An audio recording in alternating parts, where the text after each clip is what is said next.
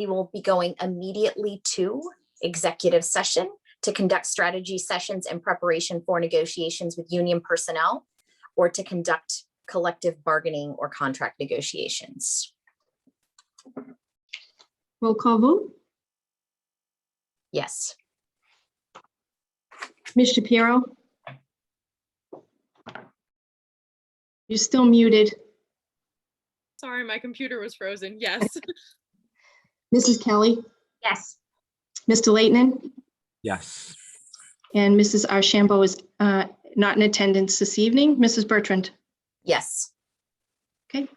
All right, school committee, we will reconvene on the executive session.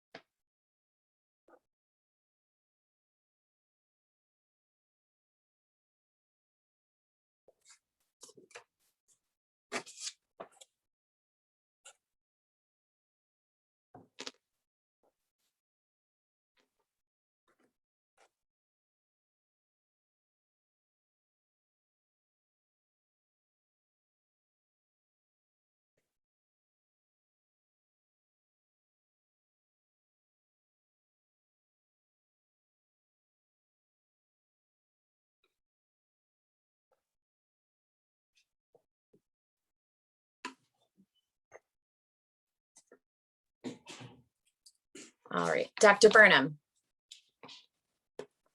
We are good, yes? I think so. All right, then we will begin by confirming member access. So I will turn it over to Dr. Burnham. As a preliminary matter, this is Dr. Burnham, Superintendent of Schools. I will do a roll call to confirm that all members and persons anticipated on the agenda are present and can hear me. Members, when I call your name, please respond in the affirmative. Chairperson Wendy Bertrand, Yes. Vice Chairperson Carol Ashambo is absent. Secretary Laura Kelly, Yes. Mr. Brian Leighton, Yes. Ms. Sophie Shapiro, Yes. and I believe we have our student representative with us tonight, Nicole Lawrence. Ew. Staff, when I call your name, please respond in the affirmative. Recording Secretary, Ms. Susan Summers. Yes. Business Manager, Mr. Michael Cassidy. Yes. Our Health and Safety Officer, Katie McGuire. Yes. Athletic Director, James Bunnell. Yes. High School Teacher, Dawn Guerin. I'm here. And the 2020 Class Advisor, Kathy Hyatt. Yes. Okay, I'll turn it back over to you, Mrs. Bertrand. Thank you. In accordance with the requirements of the open meeting law, please be advised that this meeting is being recorded and is being broadcast over the Lunenburg Public Access Channel and streaming on Facebook Live. And this meeting of the Lunenburg School Committee is being conducted remotely. The town of Lunenburg, in response to the COVID-19 coronavirus, is currently following the guidance from the Lunenburg Board of Health, Massachusetts Department of Public Health, and the CDC regarding the virus and steps communities can take to prevent the spread. And all town facilities are currently open by appointment only. In accordance with the governor's order suspending certain provisions of the open meeting law, GL 30A Section 20, all public meetings are being conducted remotely. The order, which you can find posted on the town website on the COVID-19 information page, accessed through the town manager's webpage, allows public bodies to meet entirely remotely so long as reasonable public access is afforded so that the public can follow along with the deliberations of the meeting. Ensuring public access does not ensure public participation unless such participation is required by law. This meeting will feature public comment. For this meeting, the Lunenburg School Committee is convening by telephone conference, video conference via Zoom app as posted on the town's website, identifying how the public may join. Accordingly, please be aware that others may be able to see you and take care not to screen share your computer. Anything you broadcast may be captured by the recording. Meeting business ground rules. We are now turning to the first item on the agenda. Before we do so, permit me to cover some ground rules for effective and clear conduct of our business and to ensure accurate meeting minutes. I, Wendy Bertrand, the chair, will introduce each speaker on the agenda. After they conclude their remarks, I will go down the line of members, inviting each by name to provide any comment, questions, or motions. Please hold until your name is called. Further, please remember to mute your phone or computer when you're not speaking. And please remember to speak clearly in a way that helps generate accurate meeting minutes. For any response, please wait until the chair yields the floor to you and state your name before speaking. If members wish to engage in colloquy with other members, please do so through the chair, taking care to identify yourself. And for items with public comment, after members have spoken, the chair will afford public comment as follows. First, asking members of the public who wish to speak to identify their names and addresses only. I will call on each by name and afford up to 3 minutes for any comments. And finally, each vote taken in this meeting will be conducted by roll call vote. So first item on our agenda is our chair's report, and I do not have a chair's report this evening, so we will turn to public comment related to agenda items. So if there's any public comment regarding agenda items, Mr. Jeffries. Yes, hi, good evening. I'm Michael Ray Jeffries, 1170 Massachusetts Avenue, also Vice Chair of the Lunenburg Select Board. My public comment tonight, if it's okay with you, Madam Chair, I'm a little short on time, a little later, so it's a bit of an open comment. That's okay. So first, I want to, I'm here tonight for a couple of reasons, but I first want to thank all of you for the work you've done over the last year managing the school community through what has undoubtedly been a very difficult situation. I think that this past year has been difficult for us all. It's been a year, unfortunately, of personal loss. It's been challenging for people who have been identified as being vulnerable populations for the pandemic. And it's been especially difficult for parents who depend upon their children being in a safe location, supervised by adults, while they go to work and earn their income to help support their families. And many, as you know, have struggled over this past year to find adequate childcare. The decisions that you've made have supported public safety. They've supported the best interests of our community and its members. And while not always popular, I think there's no question that it's been right. So first, I want to thank you again for how you've really navigated our community through this. As I've listened to members of our community, I've talked to the superintendent of schools, I've talked to different teachers, and I've listened to several of your meetings. I understand that schools have an expanded role in the lives of students compared to when when many of you were in school. In addition to the curriculum, we understand that Lunenburg has experienced somewhat of a shift in some student population demographics. That comes with more challenges, especially with a more transient, an introduction of a more transient population within town. That you guys as educators and as members of the school committee, that you're managing a lot more emotional and behavioral issues within the school system. And perhaps with the decrease in church attendance at large and the decrease in participation in outside social groups, combined with the increase in cell phones and the increase in social media, I think that we all understand that children are exposed to a lot more things than what we may have been exposed to, that there's a lot more competition for students' attention, which results in generally just a more challenging environment for parents, for educators, and for all of you focused on the education of our student body population. What I want to urge you tonight and talk about and briefly in this comment is, I've talked to the superintendent of schools, and what we've talked about is what we're seeing in our community at large is a decreased participation in government. And as all of you know, all of us who serve the town in our different capacities, including us members of the select board, we're all unpaid volunteers. We commit a lot of time and effort and energy into our town, but we depend upon everyone else having a sense of selflessness and also committing a certain amount of time. The new civics requirements are great at encouraging students to find ways to impact and improve their local community, but it begs the question of at what point in a child's education are they learning about how their local government works? It's vital to learn about the Constitution, about the Declaration of Independence, but it's especially vital to learn about how the town works. The town funds the majority of the education of the student body population. The town is the most, we as a community, this is government. This is the closest you get to having your government is the town. And, the survival of our democracy depends upon the continued participation. And it ought not just be, selflessness and community service ought not just be an expectation of those who are in the National Honor Society. It should be an expectation of all students. So, the diversity of opinion and the diversity of experience is what makes us better.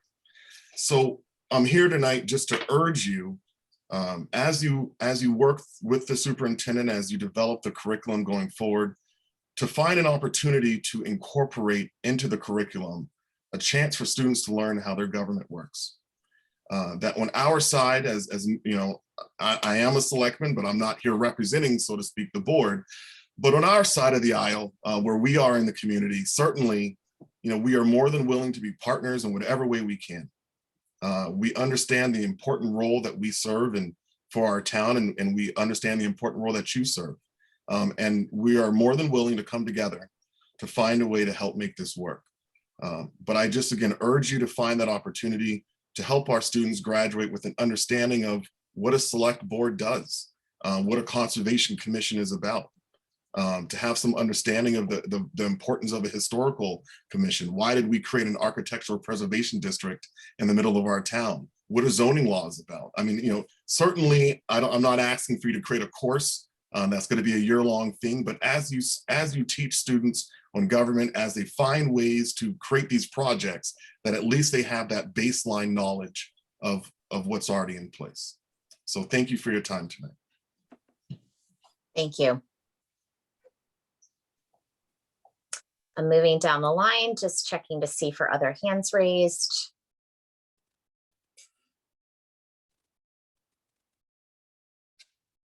And I am not seeing any. So I will, one more scroll here. All right, then we will move away from public comment to reviewing and approving meeting minutes. So has everyone had a chance to look at the regular session March 17th meeting minutes committee? Yes. If there are no concerns that were not already addressed with Dr. Burnham, I'll take a motion to approve those minutes. Ms. Kelly? This is Laura Kelly, and I'll make a motion to approve the minutes from the school committee meeting on March 17th of this year. Is there a second? Mr. Leighton? And I'll second that motion.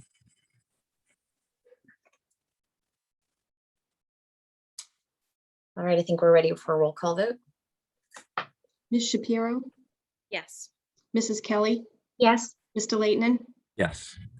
Mrs. Archambault, Mrs. Bertrand. Yes. Thank you, everyone.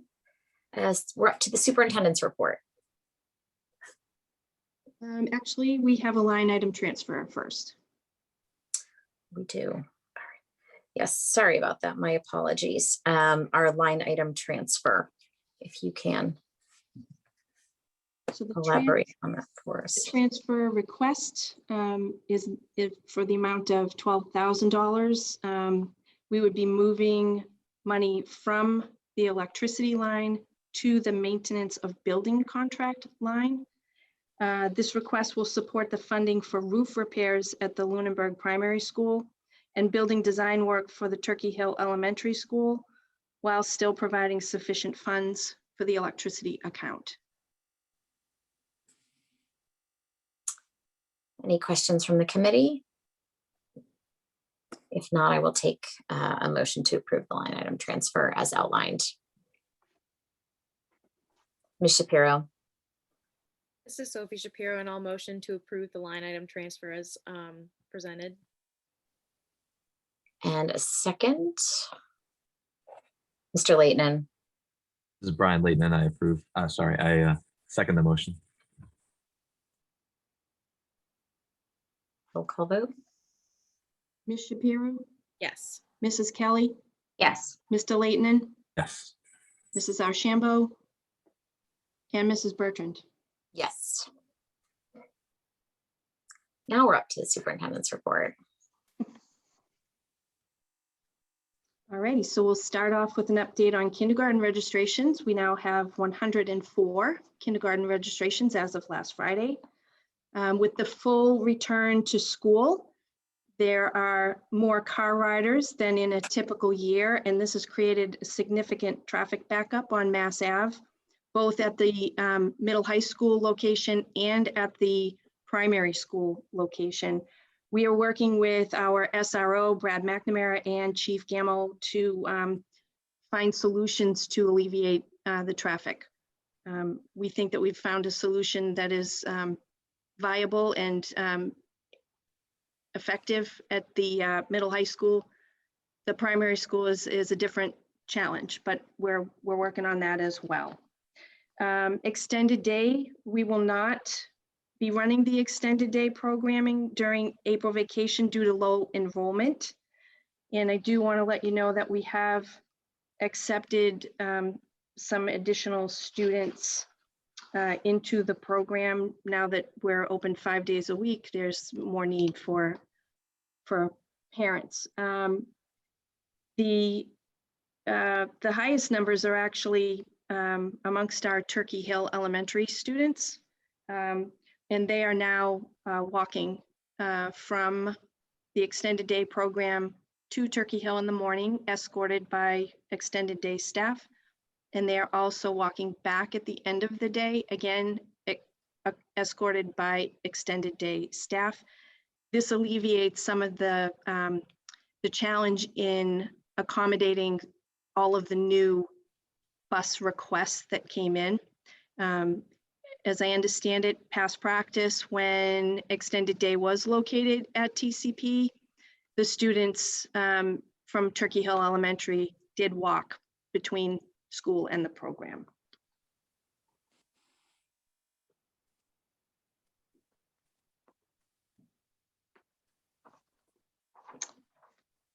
Generally speaking, relative to transportation, we were able to accommodate all of the new transportation requests that were received by the March 25th deadline on all routes. We did have a few students move out of district who had been bus 4 riders, which opened up some seats on bus 4, which we reported previously had no availability on it. So we have been able to accommodate those requests. Late requests have been put on a wait list, and we will accommodate as many requests as possible. We're still working with the bus company on that. New requests continue to come in, and we are informing parents at this time that we have a wait list, and we may not be able to accommodate even the folks, all the folks on the wait list at this time, just so that they're aware that the likelihood of securing bus transportation for the remainder of the year is low. An MCAS update. So generally speaking, there's been another extension to the testing window. School districts can administer MCAS tests through June 11th at this point.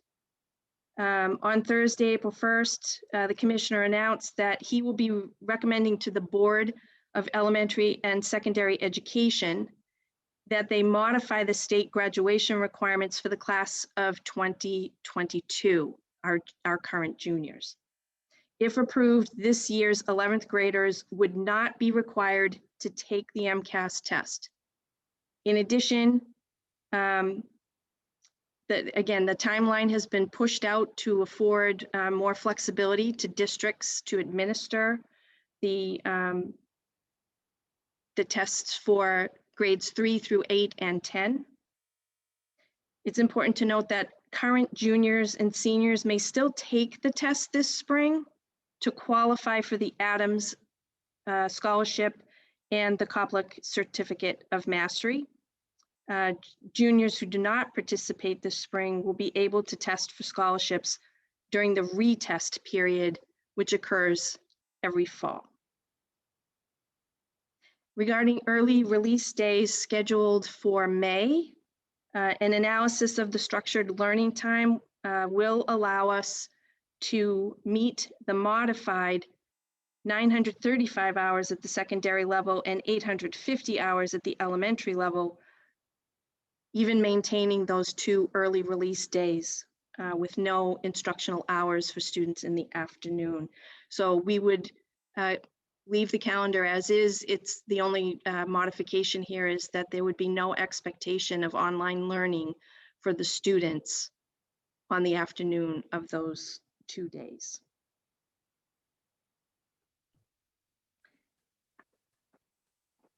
We have received some additional guidance from the commissioner relative to high school proms.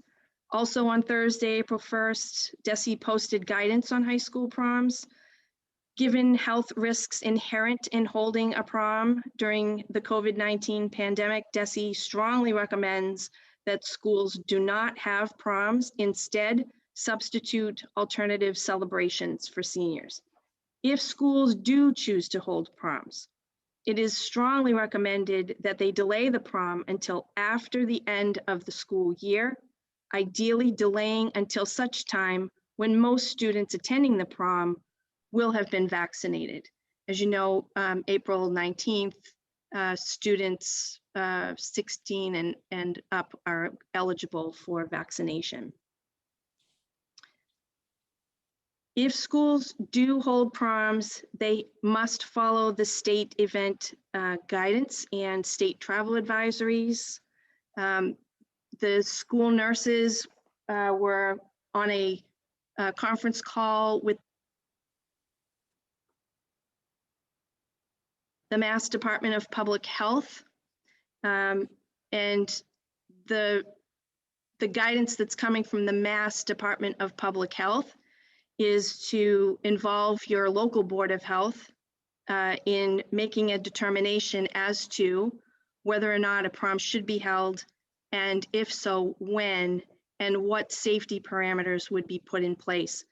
The senior class had to book a venue more than a year ago, and they booked May 1st, being very optimistic that perhaps the pandemic would have resolved by that time. We have investigated, and the venue does have availability on dates in June after graduation. So that's one of the options that we will be further exploring with the Board of Health. And I just want to make clear that we will follow the recommendation from the Board of Health.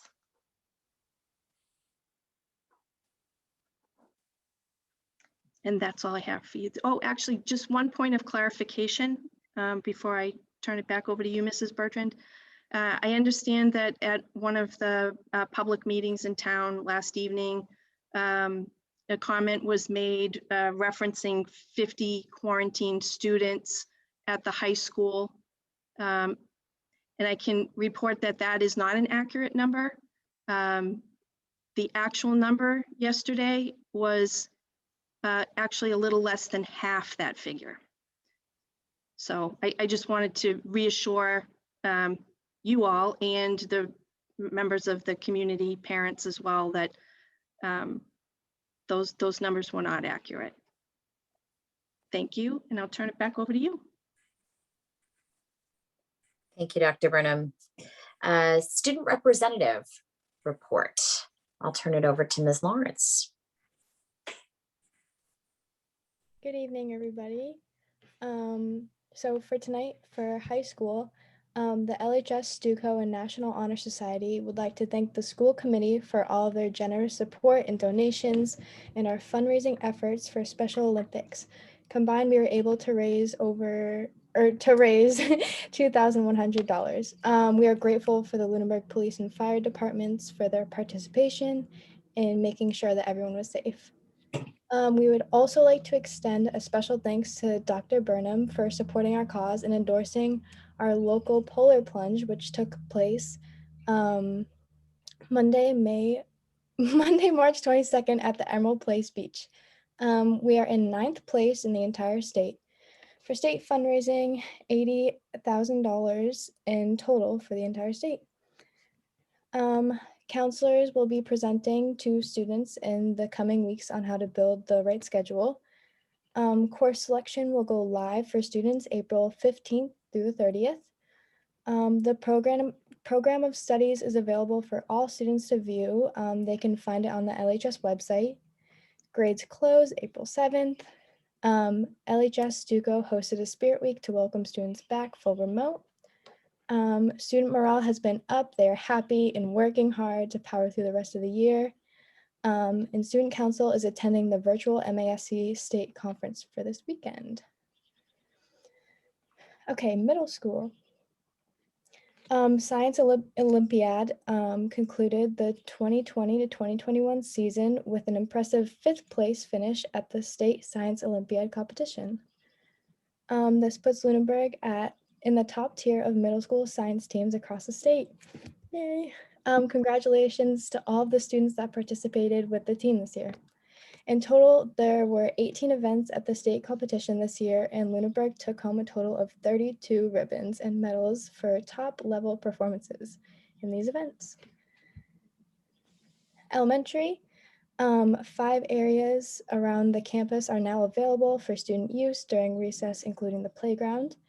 And the drop-off protocols are being altered due to longer lines. More information can be found in the principal's update. And then primary, 4th term will begin soon, and handwritten notes are no longer being accepted as a parent-teacher communication in regards to dismissals. Instead, parents should email the primary main office and the student teacher. I have asked some people around the school, have been talking to them how they feel about returning. It's very divided. Half the kids are kind of like nervous, like they haven't seen half of their classmates that they've been like, around for like most of their lives. So they're kind of nervous getting back into it. And the other half, they're ready to go. They're ready to see everyone and they're really excited. But yeah, that's all for tonight. Thank you guys. Thank you. On to new business, spring season athletics report. I'd invite Mr. Bunnell. Hello, everyone. So here we go for the 4th time this year. The past 3 seasons have, knock on wood, been successful. Right now, football, indoor track outside, and unified basketball are occurring. Actually, before hopping on this meeting, I had to leave the JV football game a little early, but it was going very well. The kids, parents, athletes, coaches, everybody's following the guidelines that we have in place, which is awesome because it's allowed us to continue to have successful seasons. I come to you tonight to let you know about our the next season, spring, which is going to enter into summer. So the timelines are all messed up this year, but hey, we have the opportunity to give these kids the ability to participate in athletics. So I sent along, and they will be posted on the athletics website, and I believe the district website, information regarding the changes that have been put in place for the spring sports. Some of them have to deal with roster sizes. A lot of them, same like the past 3 seasons, still include mask wearing, social distancing, sanitizing, and just some guidelines on what people are allowed to do and not to do before, during, and after events. Like the past 3 seasons, I feel that we are equipped or becoming equipped. I know Dr. Burnham will be probably receiving some new requests for some purchases of equipment and different things that we need to help adhere to the guidelines, so we can get those through and out on our facilities. But yeah, that's pretty much that little summary of for spring sports, I guess, a little overview. Questions? Questions from the committee?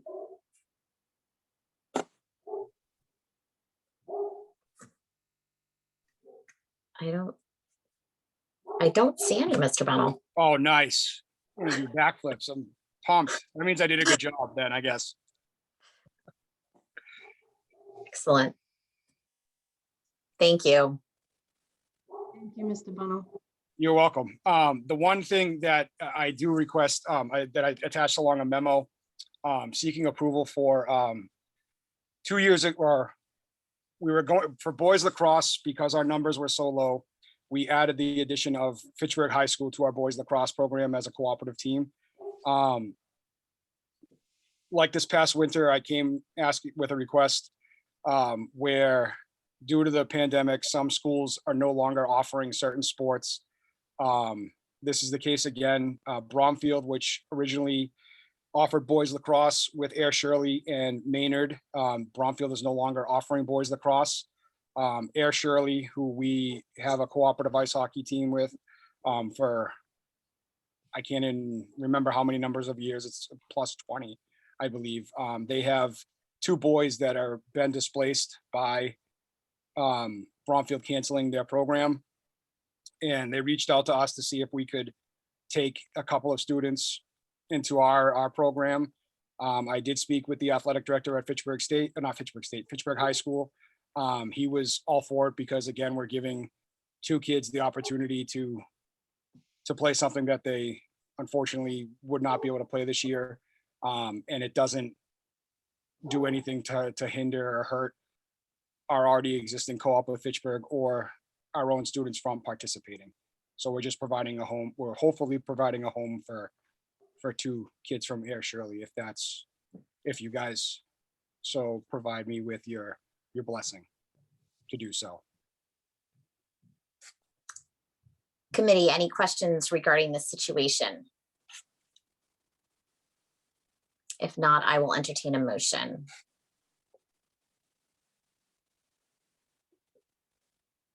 Mr. Leighton, Make a motion to approve a co-op with adding Air Shirley students for the lacrosse. is there a second? Ms. Shapiro, This is Sophie Shapiro, and I second that motion. Roll call. Ms. Shapiro, Yes. Mrs. Kelly, Yes. Mr. Leighton, Yes. Mrs. Archambeau, and Mrs. Bertrand. yes. Thank you, guys. I know that the kids and the athletic director from Air Shirley are going to be very excited. And this fall 2 season, the weather is awesome, aside from the fact that the wind is ridiculous at Lunenburg Middle High School. Where we built the building in the middle of a wind tunnel. But other than that, I mean, I could have not asked for better weather. And today the sun was shining. The spectators were social distance with their masks on, enjoying a football game. It's great that we've been able to provide this for our students, and with them all coming back into the building and giving them the opportunity, especially those kids that missed out on spring sports last year. I know they're going to be very pumped. I know the coaches are going to be very excited, and thank you for listening to me 4 different times this year, coming to you with requests and a whole bunch of different spiels and guidelines. I really appreciate it that you've accepted everything that I've put forth and believed in me that I could actually execute all the stuff that I said I was going to do. Because it wasn't easy, but we did it. And I'm glad that we did, because I think we made a lot of students, parents, coaches very happy during a very difficult year. So thank you again, members of the school committee. I really do appreciate it. Thank you. COVID safety travel procedures. So tonight, Katie McGuire is here. She's our health and safety officer. And we have a request for your consideration regarding travel protocols. So I'll turn it over to Mrs. McGuire. Good evening, everyone. Prior to March 22nd, anyone who traveled outside the state was required upon return, either just prior to return or upon return to the state, to test for COVID or to quarantine. After March 22nd, this travel order was changed to an advisory. The testing is no longer required. It's just recommended. We're concerned about this because travel itself may be risky with regard to travel to exposure to COVID, airplanes, crowded airport terminals, things like that. Also travel destinations, there could be crowds there, and people could be traveling to areas that are currently experiencing a surge. I'm here tonight to request that we would like to continue with the required testing unless the exemptions are met as outlined by the state. So the exemptions are, if the travel is for less than 24 hours, you do not need to test or quarantine. Also, if anyone has been fully immunized, they do not need to test or to quarantine. There's also within the very lengthy Mass DPH travel advisory, there's a huge FAQ that goes over all different types of travel scenarios. And we've been working with staff and parents all year to advise them things like dropping their student off at college, going on to college tours for just a short period of time, that type of things. And all those scenarios are outlined. So there are other exemptions besides just the less than 24 hours. And or being fully vaccinated. So like I said, once again, we would like to continue with the travel advisory as it is outlined, except that where the test is recommended, we would like to continue to require the test. We are concerned about April break and travel for families and staff.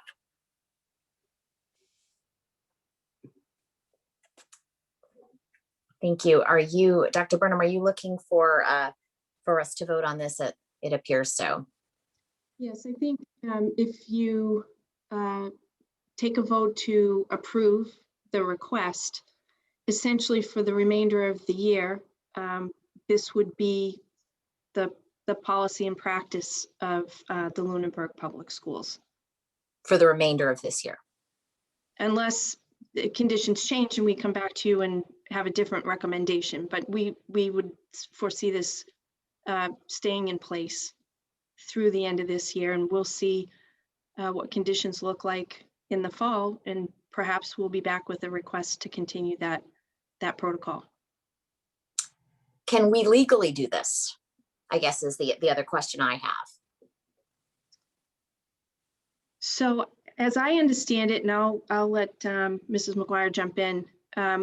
There are school districts that have set their own requirements that perhaps go above and beyond what is minimally required at this point by the state.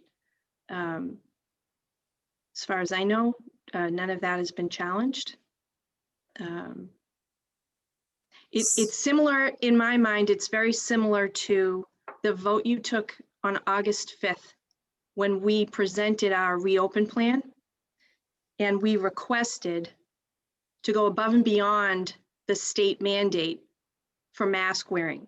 You might remember that we asked you to mandate mask wearing for all students, including kindergarten, pre-K, grade 1. And you voted to approve that we would require all of our students to mask. So I see that as very similar to this request. Mrs. McGuire, your thoughts? Yes, exactly. Similar to the mask mandate. It is, there's payment involved with this. That's the only difference. So before there was a restriction based on the mask wearing, but in this case, it's a restriction that has financial impact.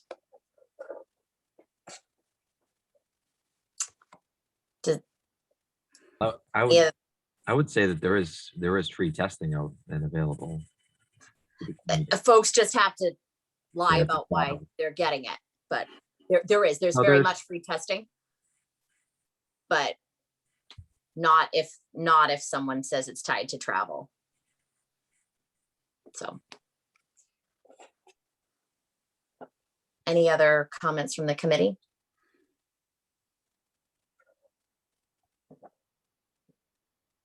All right, then I will take a motion. Ms. Kelly. This is Laura Kelly, and I'd like to make a motion to continue to require testing if travel out of the state has been more than 24 hours for the remainder of this school year. Is there a second? And Ms. Shapiro. This is Sophie Shapiro, and I second that motion. Roll call. Roll call vote. Ms. Shapiro, Yes. Mrs. Kelly, Yes. Mr. Leighton, Yes. Mrs. Archambault, and Mrs. Bertrand. Yes.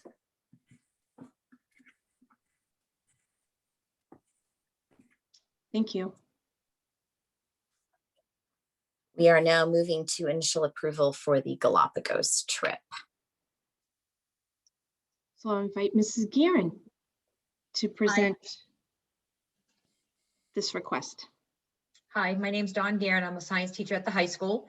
Thanks for having me. I actually requested initial approval of this trip back in 2018 when most of you actually weren't on the board. So I'm actually here to sort of update you, let you know what's going on with this. We were supposed to travel last June and like everything else, we didn't get to. So the company that I work with, EF, has postponed it to this year. And so, and it actually afforded everybody to still continue to travel. We had 2 kids that graduated last year, but they were initially ready to travel this year with us, being only 1 year out. And then, you know, with the way things have been, still EF has not necessarily requested, but I requested at this point to postpone it till again next year.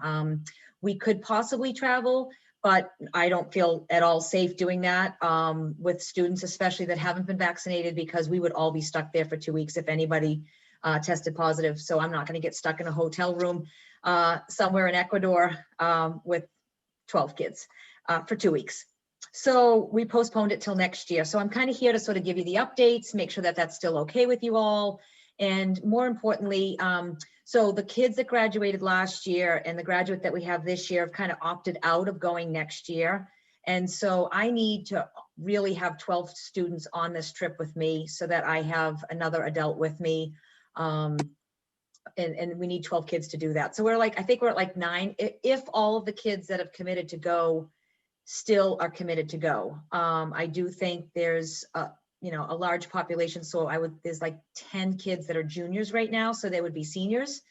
I think this sort of puts a new meaning to Beach Week for seniors because we'd be in the Galapagos somewhere around June 20th with these kids. What I'm requesting is obviously to continue, you know, moving forward with this program, with this trip, but also I'd like to have an information meeting sometime after April vacation to sort of a couple of things. I want to enlist a few more kids to possibly want to travel. I know when I did put this out there, I think it was 2018, that there was some, you know, 8th graders that were really interested in traveling, and there was no way on earth I was going to take an 8th grader or a 9th grader. Actually, there were 8th graders at the time with me. And so I'd like to open it up for those kids to possibly be able to join us on the trip. What that might allow me to do, so what EF has done is you have 2 different options for these kids that are opting out of the trip. You can get a refund less $350, which has come down through multiple, you know, issues of the last year with the company. But so you can get all your money back, but $350, or the kids can get a voucher and then they can sell that voucher. And so they could get full money return for that. So my hope is not only do I get the 12 kids that I need to make this trip happen for the rest of the kids, but also I could possibly help sell those kids vouchers for them so they could get a full refund and not even lose the $350. So it's kind of a twofold reason. But my consultant at EF has said that people that have opened up meetings again, it's just been insane about how many kids are super excited in next year's possibility of traveling.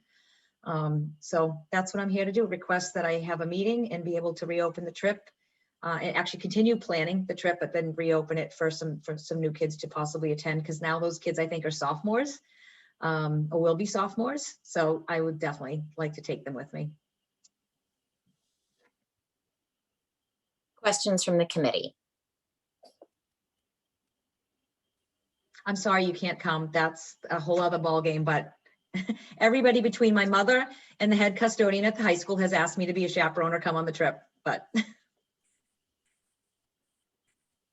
Then I will entertain a motion, Mr. Leighton. Yeah, sorry, I just had a question. Just kind of that financial impact. It seems like it hasn't been canceled. It wouldn't be canceled.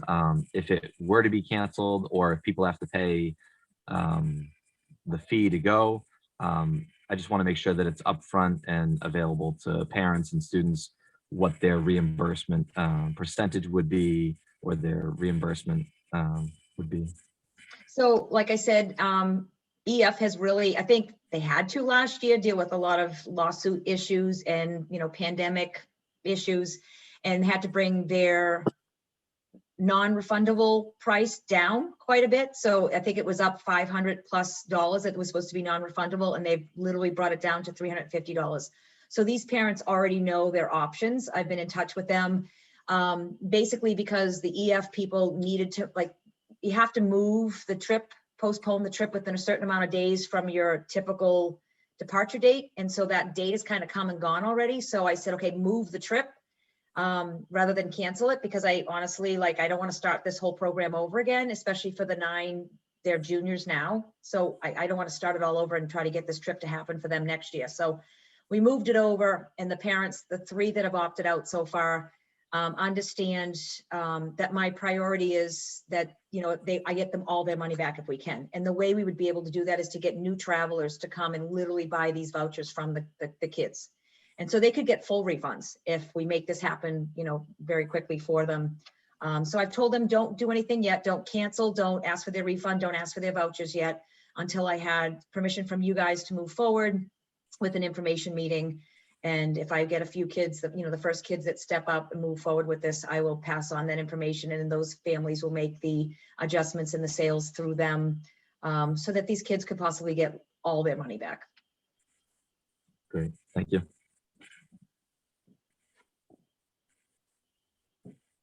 And Any other questions? yes. If not, I will take a motion. Mr. Leighton, I'll make a motion to approve planning the Galapagos trip. and is there a second, Ms. Kelly? I'll second that motion. Roll call. Yes. Ms. Shapiro, Yes. Mrs. Kelly, Yes. Mr. Leighton, Yes. Mrs. Archambault, and Mrs. Bertrand. Yes. Thank you. Thank you, Mrs. Guerin. Thanks for having me, and I appreciate the opportunity to make this happen for the kids, and I'll be back hopefully next late spring to ask for final permission to travel. Thank you. Thank you. All right, moving on our agenda, we are up to the class of 2020 funds.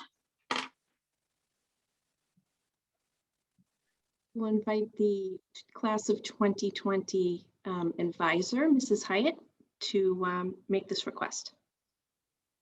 Good evening, everybody. My name is Kathy Hyatt, and I am the class of 2020 co-advisor to the class. Mrs. Maura Lizick, who is also on with us, she was on with us earlier, is also my co-advisor in this job that we've survived.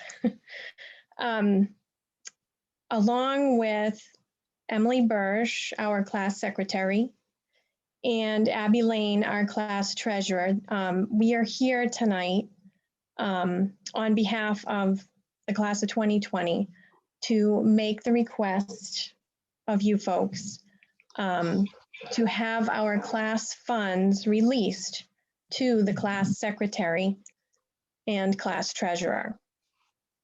These funds are currently held in the student activities account, and they came from fundraising that the class did throughout their 5 years in the Lunenburg High School, because this class came into Lunenburg High School as 8th graders. And as you all know, last year they did not have their prom. So we did not get to use the fundraised money. And the future plans for the money is to potentially put together a class event, probably will be called some sort of reunion, when they can gather again safely. So, but this is a usual thing to move class funds over to class officers. So that is what we are here to ask for your approval to do this. and I'm happy to answer any questions.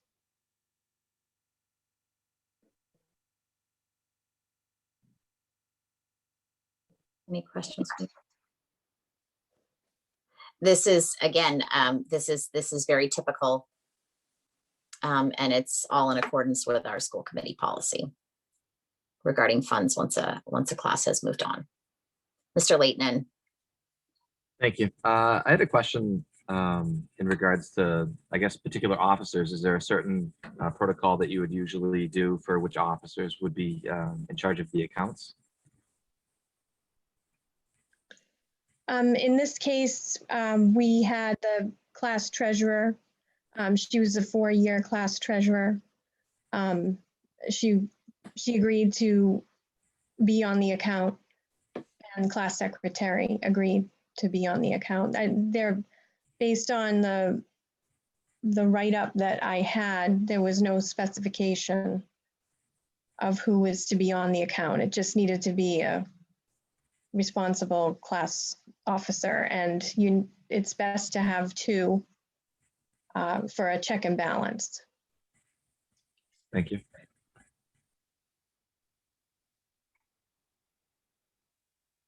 If there are no other questions, I will entertain a motion.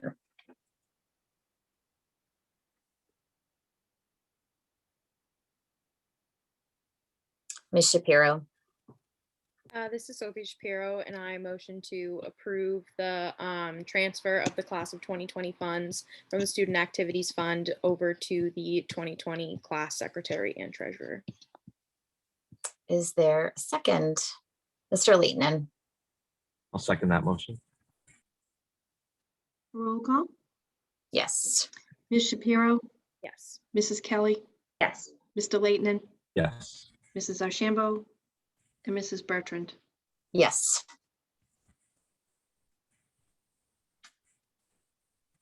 Thank you. Thank you. Student custodians additional hours. So I'd invite Mr. Cassidy to provide this update for you. Hi, this is Mike Cassidy. I'm the business manager. I would like to provide an update for the school committee regarding our student custodians. Back in October, you authorized administration to post for 4 student custodians, 1 in each of our schools. And the positions were 3 hours per day on Tuesday, Wednesdays, and Thursdays after school. We've had great success with this model, and we are here tonight looking to expand that model due to the full return of our students. And we're looking to expand their hours to Monday and Friday night. So the reason why we're here is we got your authorization to offer them just the 3 days. We're looking for 5 days. The employees that we have, or the student custodians that we have, this is not mandatory, but we would like to offer additional hours to help our custodial staff. Once again, they're doing general custodial cleaning, not the heavy duty sanitizing, which is still left up to our senior or our custodial staff. With the expansion of these hours, I just want to indicate that the student custodians that will not be getting any additional benefits, such as sick time or vacation time, will be eligible for health insurance. So this is just some extra hours to get us through the school year. The funding for these extra hours will be coming from our COVID prevention grant. Originally, when we came to the school committee in October, the funding was originally a COVID relief fund, and if needed, the local budget. During the year, Lunenburg Public Schools got a $67,000 entitlement grant, and we shifted the funding for our student custodians under that grant. There is some extra money to support these extra hours. So there is absolutely no impact to the local budget as we see it right now. So right now, what we are requesting is just approval to extend the hours, the original hours that were posted for our student custodians, and we're looking for approval to do so. Thank you. Committee, any questions for Mr. Cassidy regarding the request? I think it was pretty clear. If there are no questions or concerns, a motion.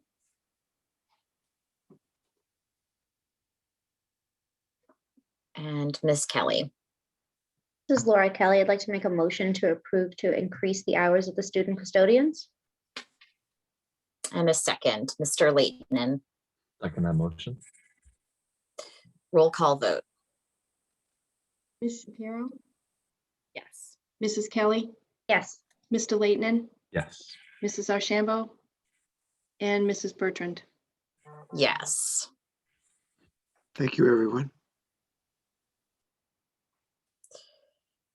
And we're up to donations, always a happy thing. Yes, it is. So we have a check in the amount of $119 from the Lunenburg PTO, and these funds will be deposited in the Turkey Hill gift account. The funds will be used for Teacher Appreciation Week, and they plan to purchase an online game show for team building and kindness. The second check is in the amount of $3,000, also from the Lunenburg PTO. These funds will be deposited in the Turkey Hill gift account, and they will give careful consideration as to how these funds will be spent. And lastly, a check in the amount of $91.80 from the Lunenburg PTO. These funds will be deposited in the Turkey Hill gift account. The funds are from Square One Art and will be used for art supplies. And I would recommend that we accept these donations with gratitude. Gratitude. And I will take a motion. Mr. Leighton. I'll make a motion to accept the donations with gratitude. Is there a second? And Ms. Shapiro.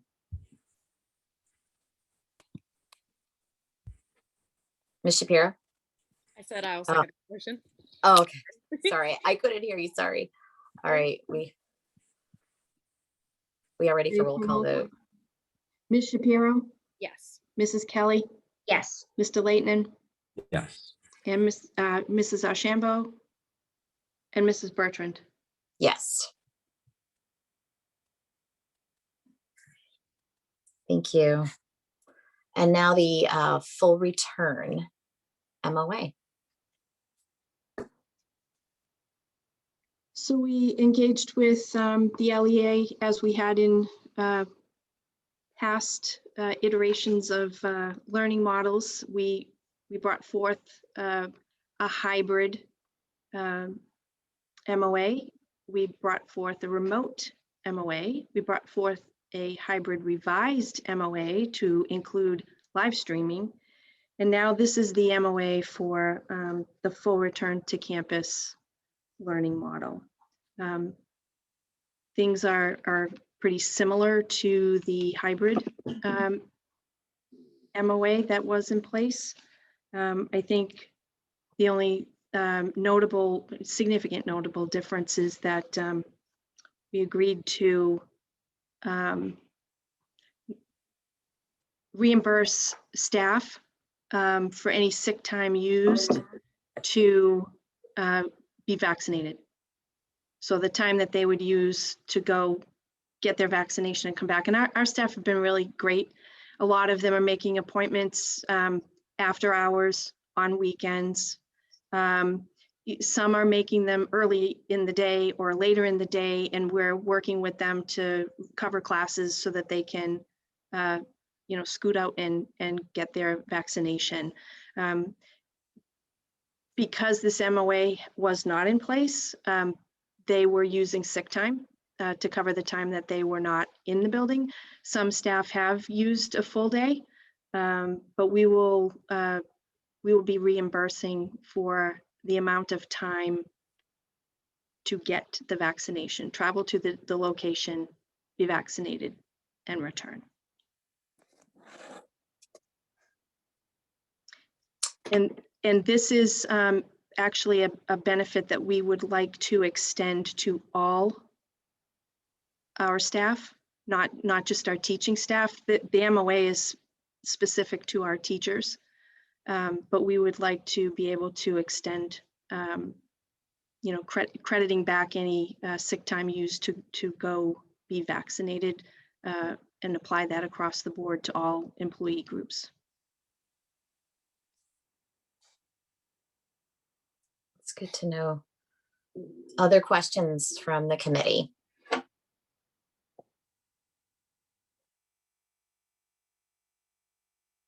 All right, then I will entertain a motion to accept the MOA as outlined. Ms. Kelly?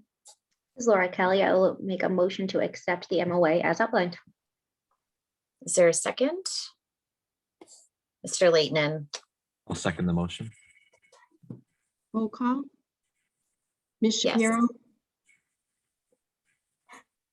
Yes. Mrs. Kelly, Yes. Mr. Leighton, Yes. Mrs. Archambeau, and Mrs. Bertrand. Yes. Thank you Thank all. you. All right. Moving on. Summer program overview. So on the meeting this evening, we also have Annika Scott, our Director of Teaching and Learning, and Rebecca Hyde, who is our Title I coordinator. We worked as a leadership team to determine what our summer programming would look like. You might remember that when we presented the budget that was approved, there was money in that budget to fund this summer's program. So let's see if I can share the screen.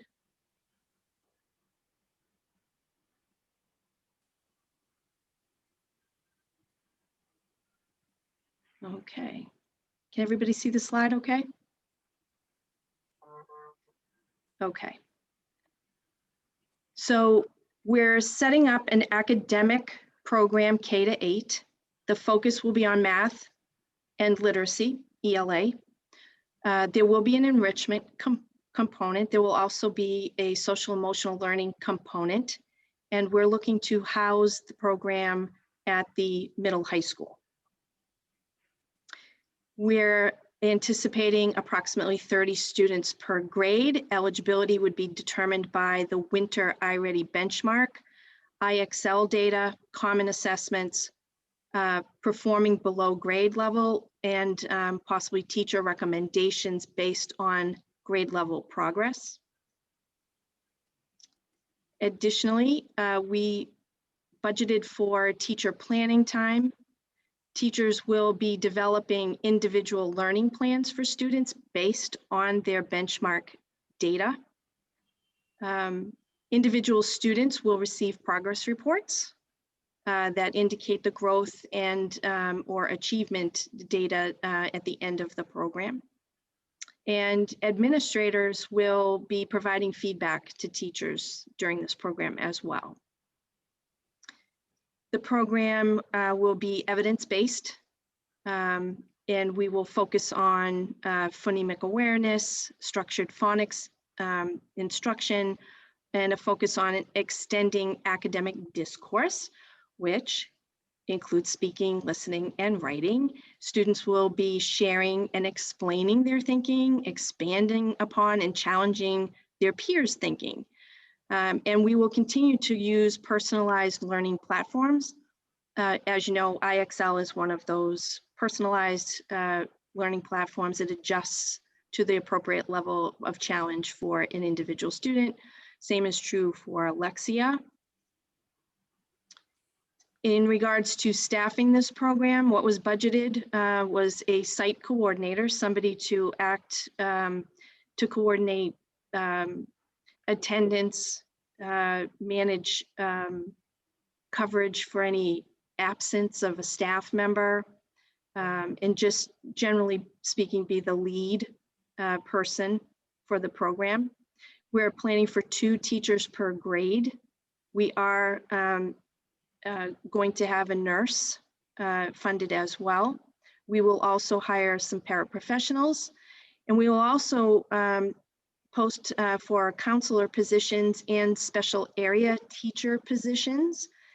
These folks would help and provide consultation in planning for the teachers for those lesson plans that are tied to social emotional learning and our enrichment component.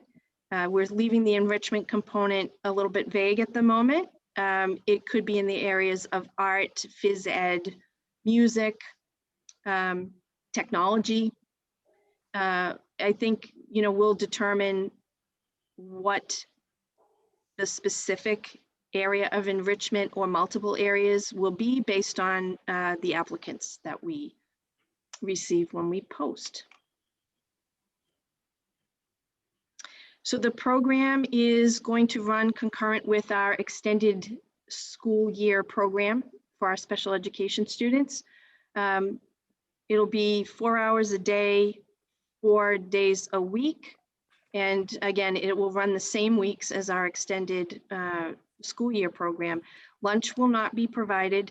And right now, transportation is to be determined. We are still in conversations with D-Bus as to their capacity to provide transportation for students who are in this program and may need the transportation to and from.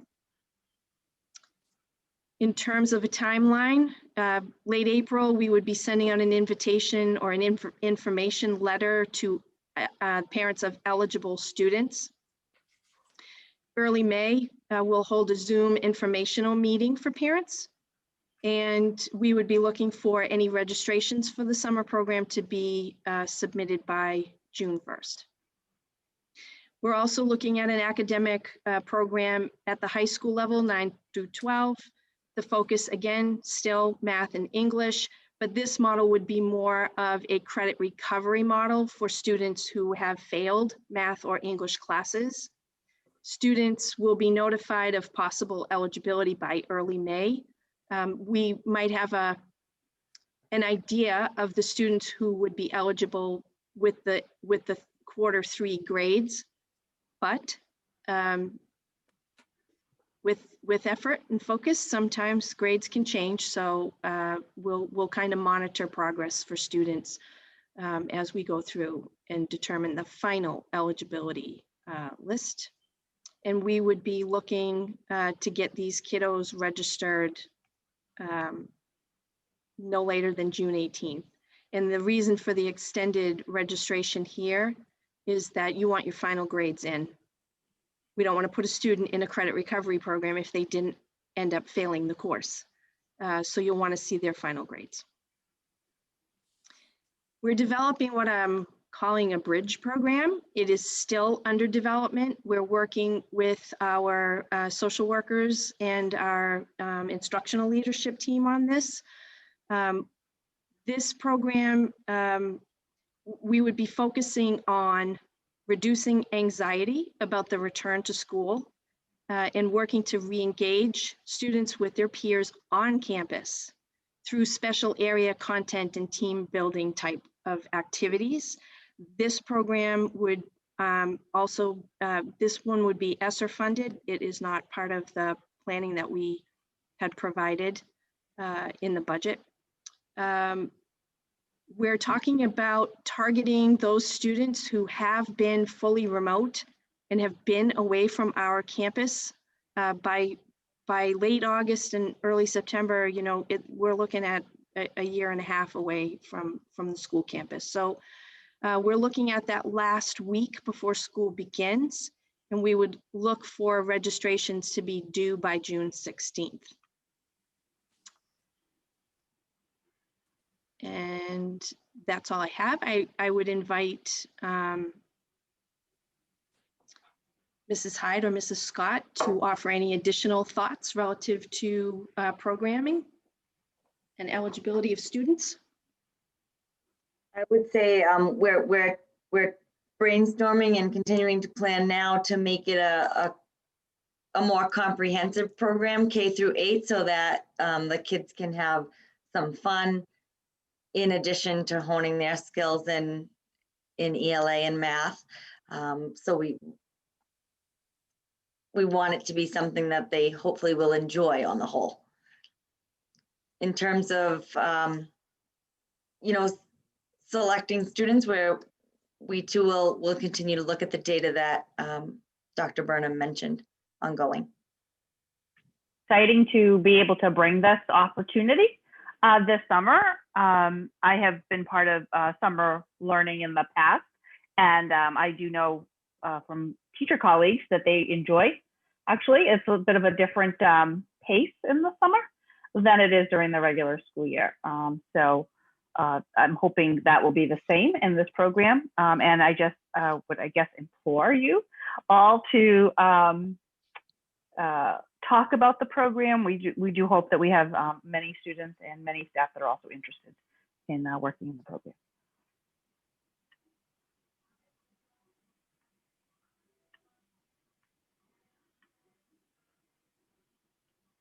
And no action required. Correct, Dr. Burnham? No, So this is just questions, informational. questions, yes, but no action in the end. So I'll invite the committee if there are any questions.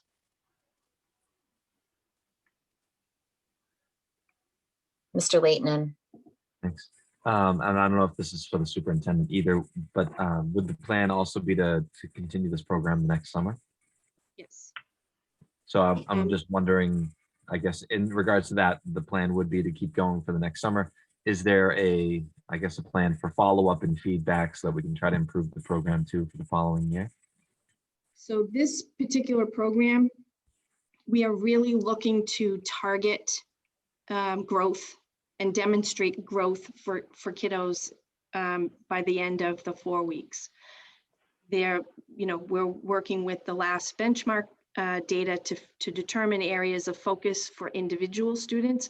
And there is that creation of an individual learning plan for each student, knowing what the goals are, what we need to work on to target for growth and improved achievement levels. We are looking at continuing the program at least through the following summer, and we're looking at ESSER 2 monies to fund the program at that point. I think operationally, we definitely would be looking for feedback in terms of like our timeline of for families to plan for this opportunity, how well we are communicating what the opportunity is, the commitment, all of those pieces. So definitely operationally, we'll seek feedback. And then would that data that we collect over the summer and the improvements, would that data and information get transferred to their new teacher so that they would have that in the fall? Yeah. Great. Thank you. We've also been talking about having the programs feature, maybe some activities in addition to the personalized learning that would be different from what students had experienced during the school year. And I think one more piece about feedback, as I had said, like for teachers, it's a different pace. So they'll be using a smaller body of instructional materials and really delving deeply into those. So their feedback will also be important as to implications certainly for the next summer program, but also implications to the regular school year programming. So it really is a learning opportunity, I think, for for many, including staff and ourselves.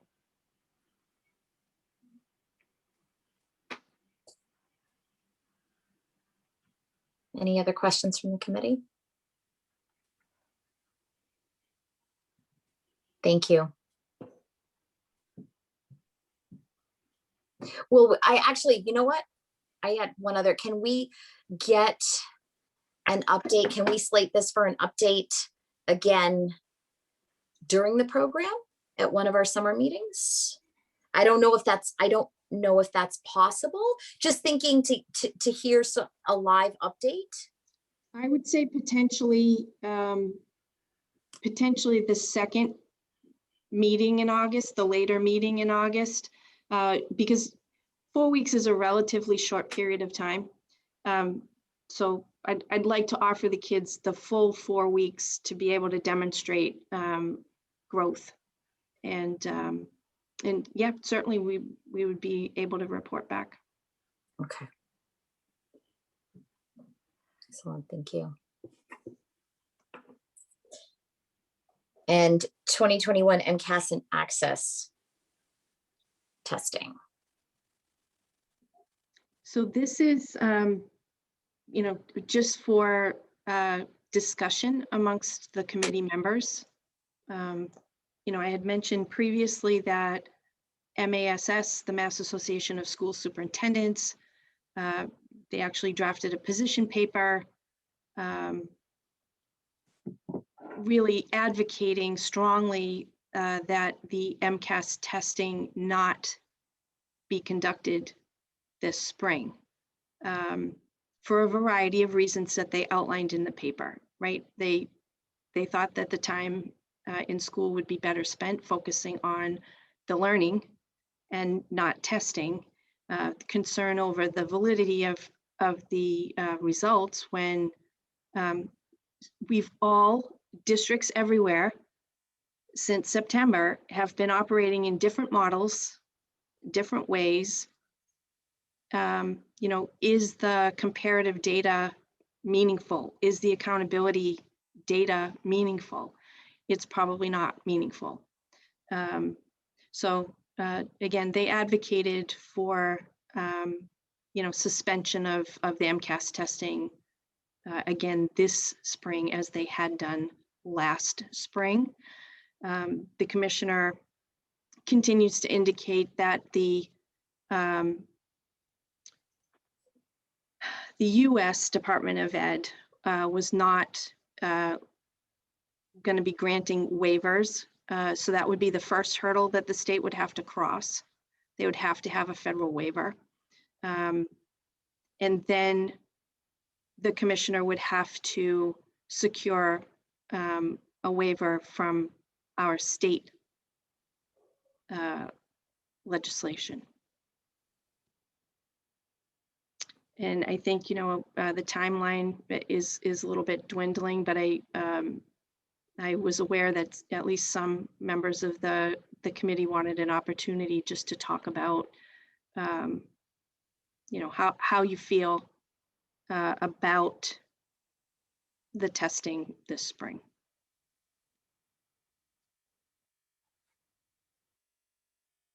I will turn it over for discussion. Anyone, Mr. Leighton, I don't know, you had, no, I know you had wanted to have some discussion around this. Yeah, no, I think it's in this as you were considering us as a school committee. Yeah, I guess going back to just the recent commissioner's announcement that the 11th graders are now no longer needing to take it, I find that concerning too with the equity. Like, why not 3 through 8 and 10th graders? They shouldn't have to take it either. So I had concerns with that. And again, I want the kids back in school learning. I don't want them wasting time doing many days testing. And I think it's going to be potentially even more in even other schools where maybe they're not full-time. But the concern is wasting a lot of education days where I'd rather have them in class. I think the teachers would rather have them in class learning. And I think it's the data, like the superintendent said, the data is not going to be that useful. We get the data usually in the fall, where the teachers can't even use that. And we have better assessments, our teachers make better assessments, our district makes better assessments, that we can evaluate our students and use that assessment to better instruct the students. So I had seen that the MASC had a resolution, and I think the Teachers Association Massachusetts also supports this too, that let's not have them test this year. So I would support a resolution, just because I feel like we can get that out. We can share that to our local legislators, the state senator, the state reps, and they can see that we're all on the same page on this.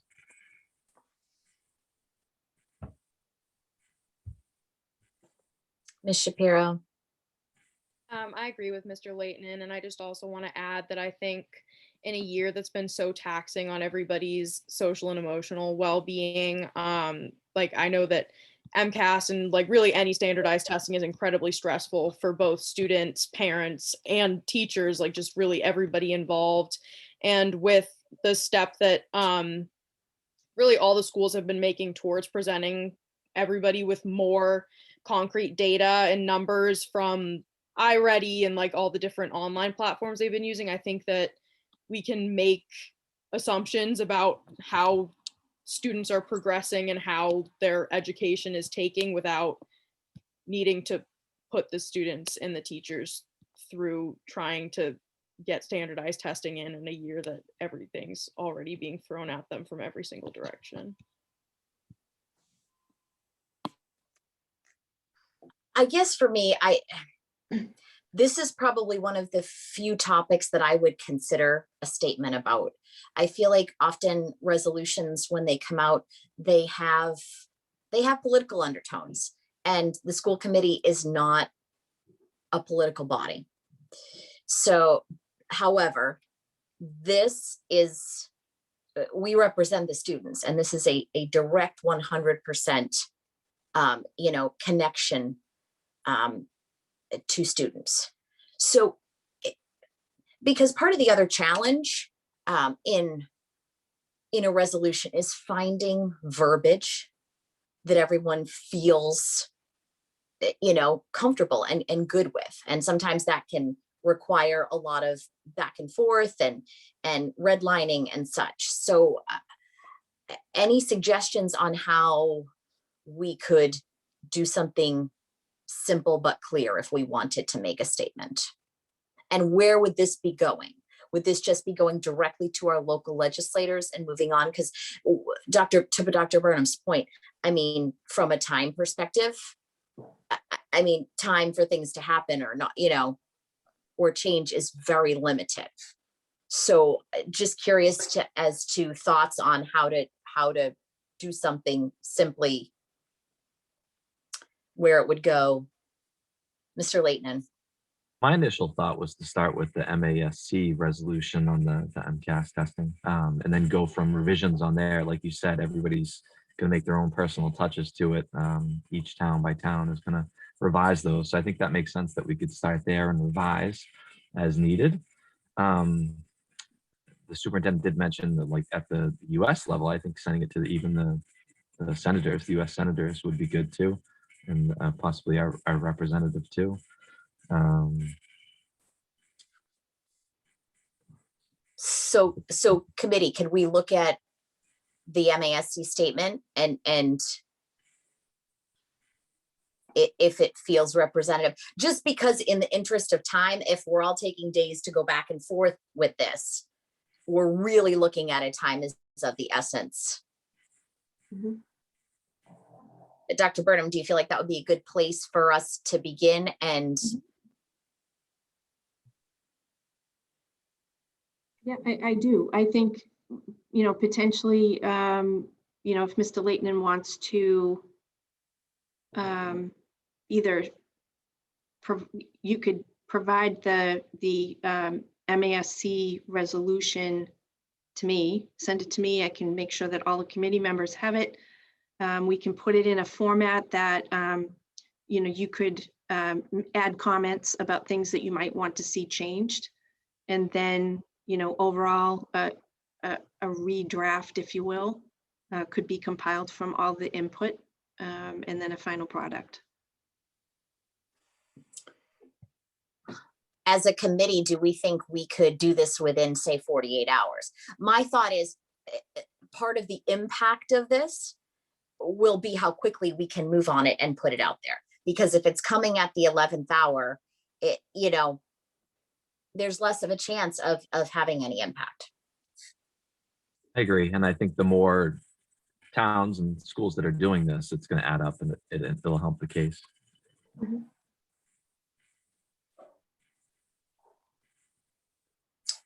All right, then if we can, Dr. Burnham, should we go back to you with comments? Or to me? Either.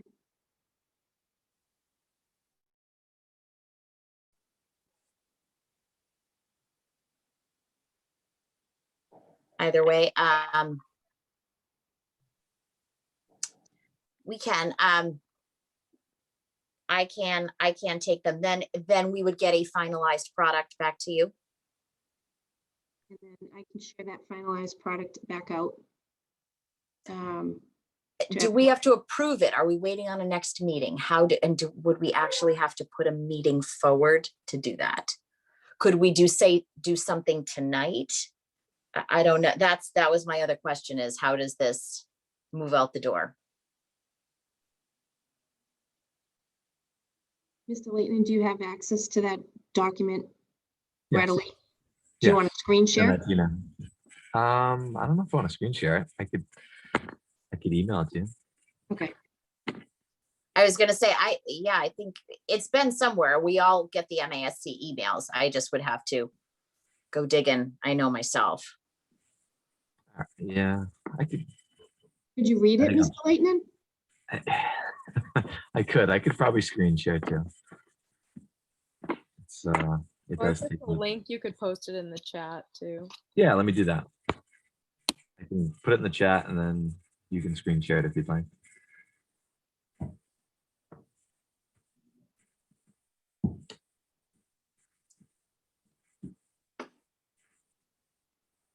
So this, we're just looking at that would be the report of the resolutions committee, but then it would be resolution 1, which goes on the left side of the page. And then, yeah, it's just on the left side of the page.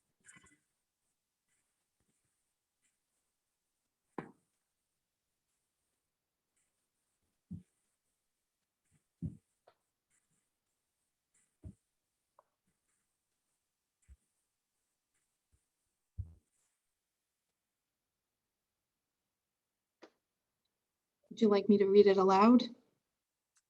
Or Um, can you just scan yeah. read from? Is everybody comfortable?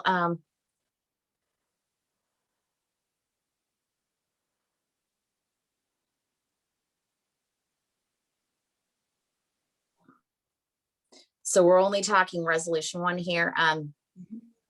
Yeah, I mean, we could certainly read it out loud, or I don't mind reading it. Mr. Leighton, if you want to read it, it's totally up to you. Read it. Resolution 1, MCAS and high stakes testing submitted by the MASC Board of Directors. Whereas the MASC membership and MASC Board of Directors have previously and repeatedly taken the position of opposing high stakes testing, including the MCAS. And whereas the COVID-19 remote learning model has negatively and disproportionately affected students with learning disabilities, students of lower socioeconomic status, ELL students, and students who identify as minorities. And whereas the social and emotional trauma, both individually and collectively, has yet to be truly realized in the students who have experienced the shutdown of their local school buildings and separations from their peers and supportive adults. And whereas the students of the Commonwealth have already missed valuable face-to-face instructional opportunities with their teachers and would benefit from focusing on those important instructional opportunities and social emotional supports.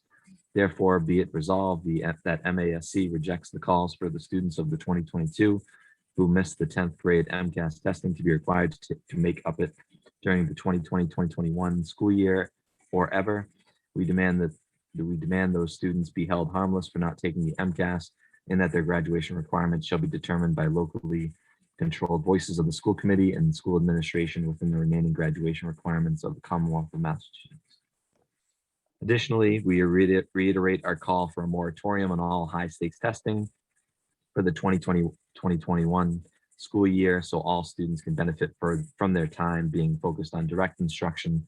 And we urge the legislature to enact a moratorium on high-stakes testing for 3 years.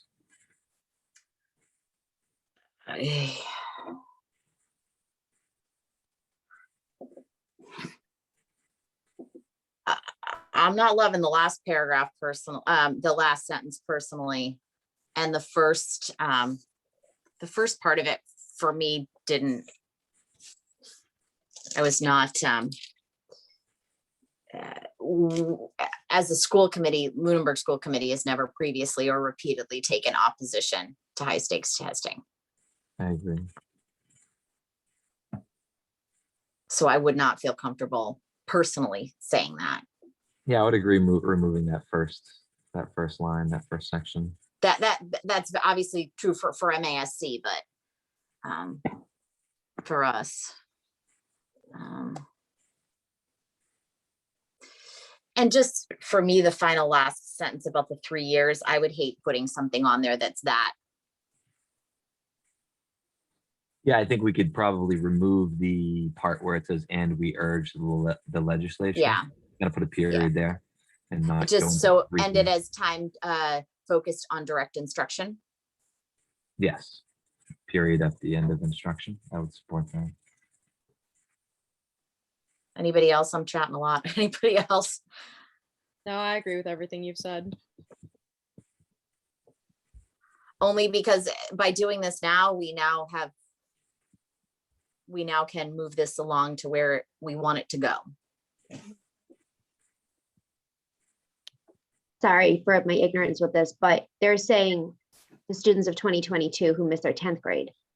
What is this saying for third graders and the other kiddos who are required to take MCAS? Are we also going to suggest that we do not push that on them also? Or I'm sorry, I don't know how MCAS works.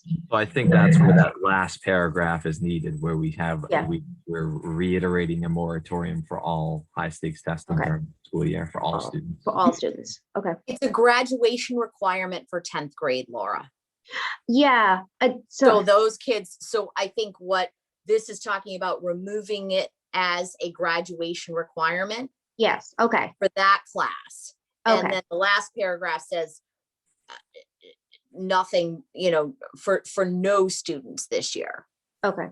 But then removing it because obviously if students who are graduating in 2022 didn't take it this year, there would have to be a change to graduation requirements in order for them to graduate.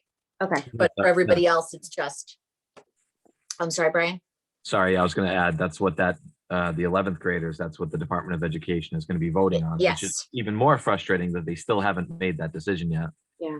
Right, for those kids. But here, I think, and we could certainly revisit this if we're looking at a similar landscape next year regarding putting forward something regarding testing next year as well. But from what you said, Dr. Burnham, a full return in the fall in what you're hearing is a likely scenario. I believe so at this time.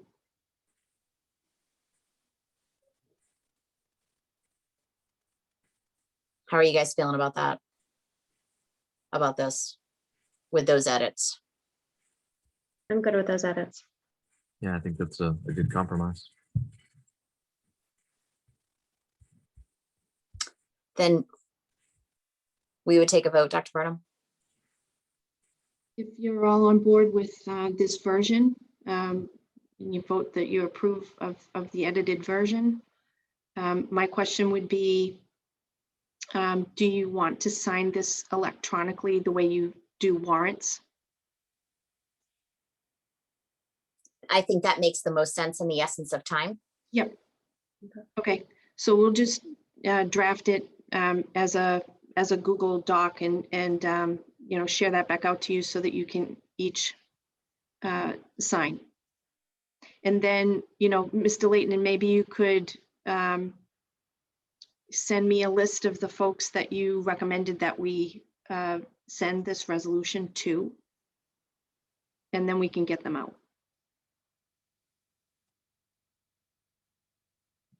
How does that sound?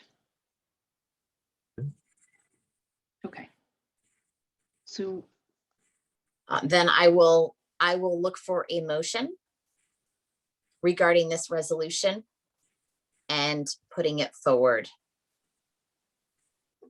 Mr. Leighton. So I'll make a motion to approve the resolution 1 MCAS high stakes testing with edits as presented. Is there a second? Ms. Kelly, I will second that motion. we're ready for roll call vote. Ms. Shapiro? I didn't hear you. Sorry, yes, I don't know what my computer's doing, yes. Mrs. Kelly? Yes. Mr. Leighton? Yes. Mrs. Ashambo? And Mrs. Bertrand? Yes.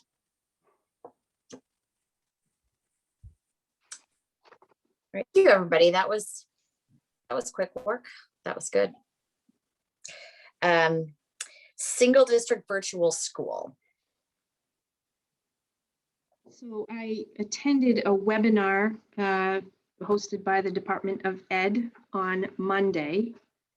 And the department is creating an opportunity for districts to have what they're calling single district virtual school.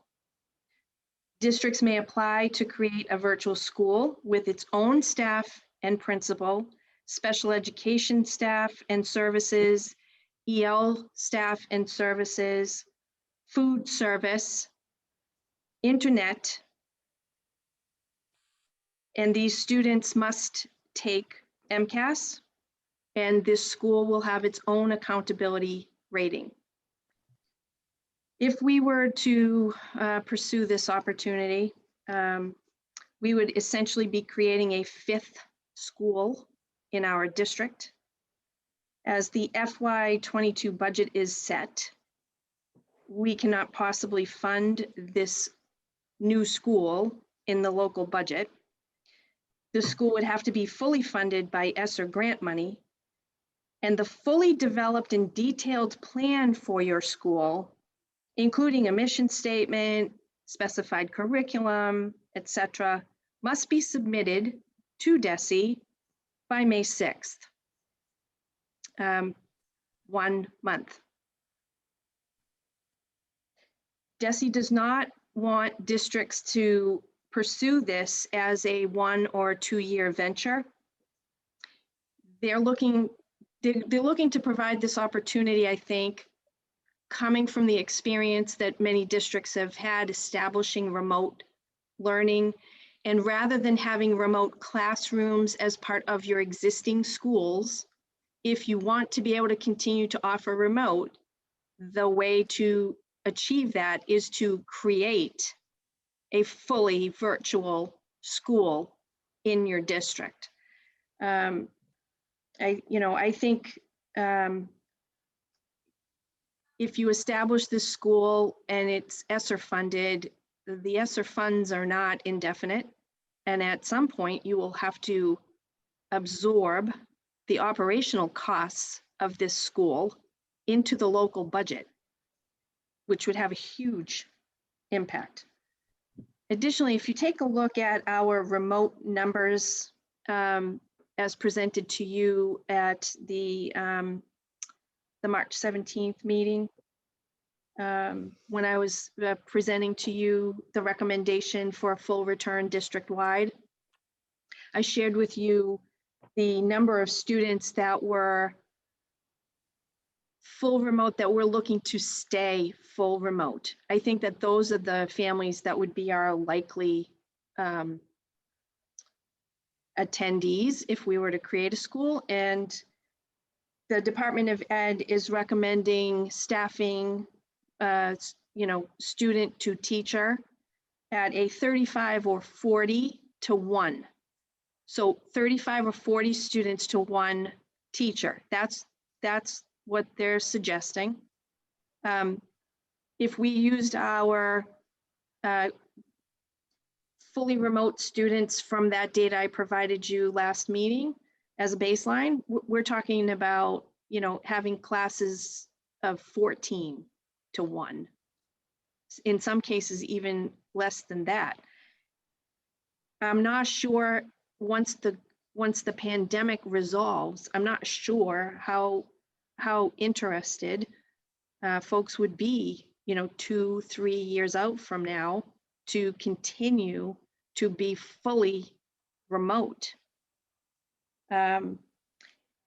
So while I would enjoy engaging my leadership team in a discussion around reimagining education post-COVID, 1 month, in my opinion, it is not nearly long enough to develop the kind of plan that is purposeful, meaningful, well thought out, and the kind of plan that DESE is looking for in a month.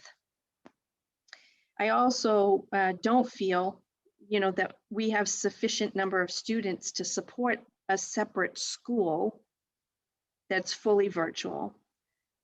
And I believe ESSER funds would be much better spent targeting the academic and mental health needs of our students on campus in our existing schools. So my feeling on this, and I just, wanted to put this up for discussion. If you feel differently, please do let me know. But my feeling is that this is something that we should pass and not pursue.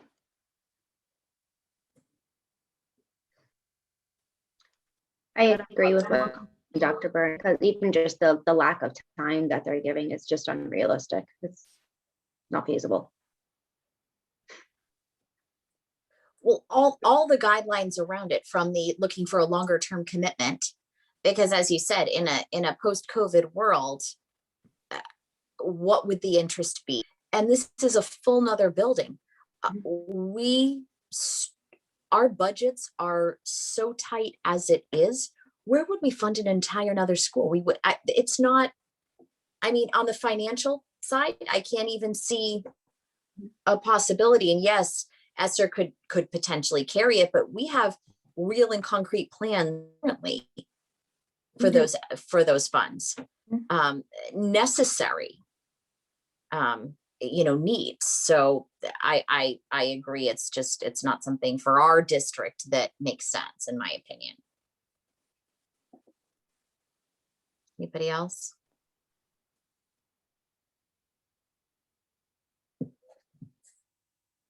All right. Well, so then you are not looking for. I don't necessarily need to take a vote on this, but I just thought that I'd open it up, explain to you what this opportunity is for districts across the state, and explain what the expectations are, what the timeline is, the budgetary impact. And I don't think that we're going to have numbers of students enough to maintain a fully separate virtual school, particularly if the COVID situation resolves itself. I think most families would be looking to send their kiddos back to the campus.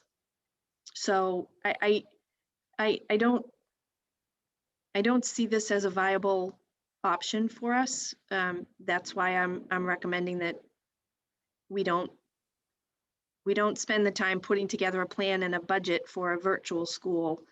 It takes essential resources away from other students for us to do that. So I would advise that it not be done. And, unless I hear a dissenting opinion that somebody wants to more fully explore this and get a plan in. If not, I think the leadership team and I can use our time in much better ways at this point.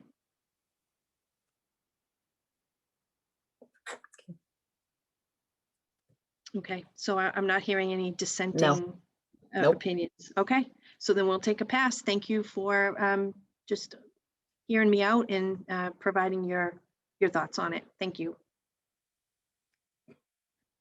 So we'll move on to our next action items. School choice deferred vote. So I had brought before you in early February a recommendation for, a much a scaled down recommendation as what we would typically bring forward in a typical year. And I would just remind everybody that the 8th grade class currently, assuming roughly the same number of students as in past years, move on to Monty Tech and or other schools. The class size for the 9th grade next year is going to be low. There's a good likelihood it'll be under 100 students. I did revisit this conversation with Mr. McGrath and, talked about, his vision for how students can be supported for any struggling, particularly for any struggling 8th graders currently, to kind of get a boost to, get ready and kind of step up to the 9th grade curriculum. That one of the courses that was in the program of studies was a co-taught class in English. So struggling students could be assigned to that supported classroom. I mean, it's possible that we might want to consider some version of a co-taught math, or potentially hiring some additional math staff, whether it's a full position or not, to provide some additional targeted math sort of jumpstart. I hate to call it remedial, but to jumpstart for kids to get them caught up to where they should be. I think that we'll have opportunities to explore that possibility with the next round of ESSER money that's coming. So the bottom line is, I think that, we came away from the revisited conversation, Mr. McGrath and I, feeling like the recommendation for opening 5 seats for next year's 9th grade isn't going to be substantial enough a number to have any real impact on our capacity to provide supports for any of our students at the high school level that might be struggling. But that's again open for your consideration. I don't think a number that low will have a negative impact on our overall programming and our capacity to support students.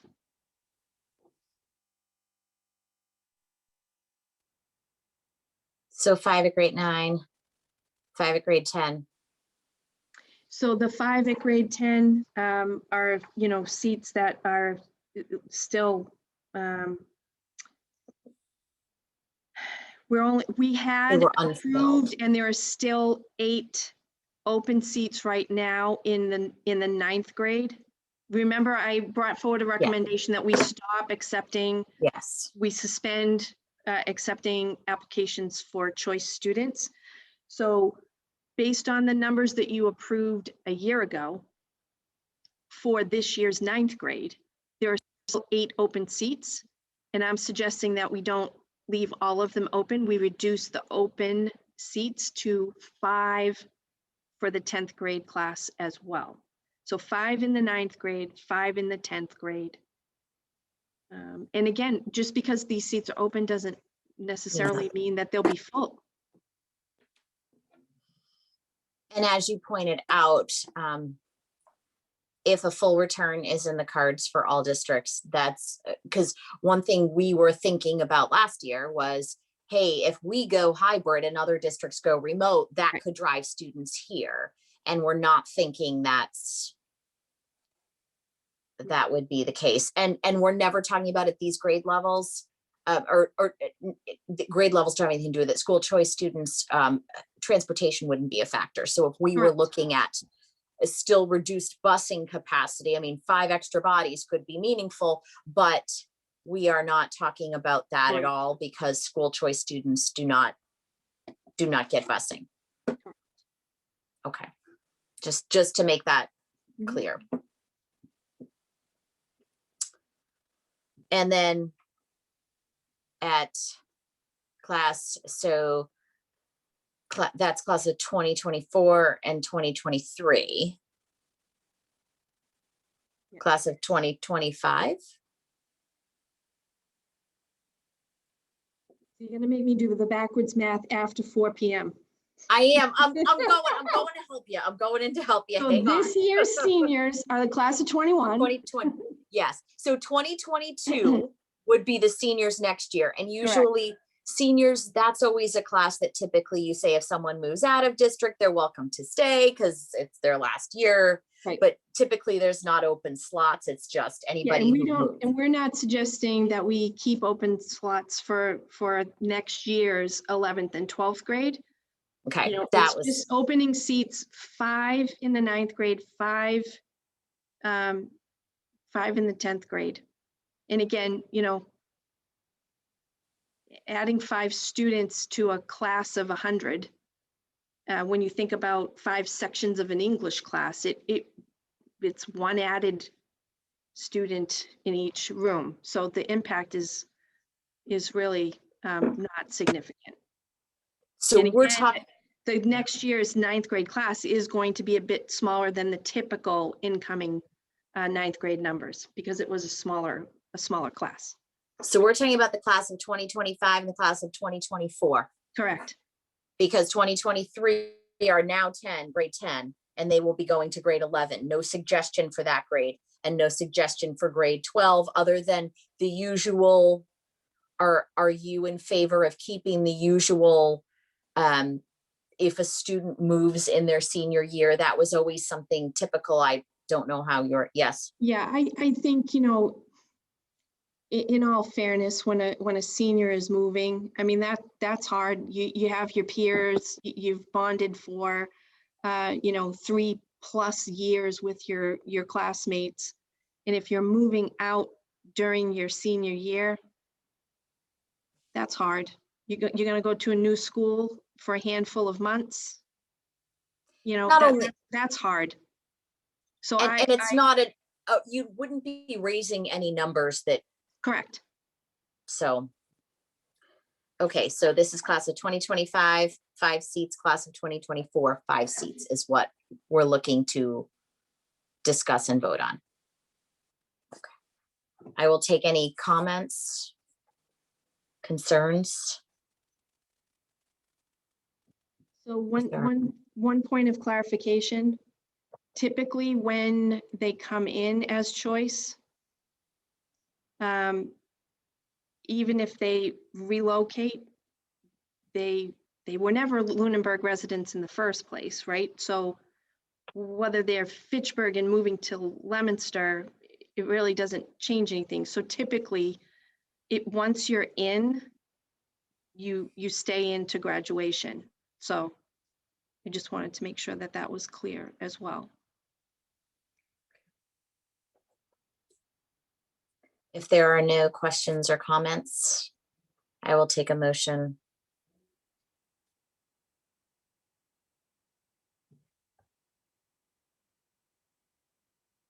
Ms. Shapiro. This is Sophie Shapiro, and I'll move to accept the school choice numbers as presented. Is there a second, Ms. Kelly? I will second that motion. Roll call. Ms. Shapiro, Yes. Mrs. Kelly, Yes. Mr. Leighton, Yes. Mrs. Archambault, and Mrs. Bertrand. Yes. Thank you. Thank you. Third read of policies 5225, health education, and 5700, communicable diseases.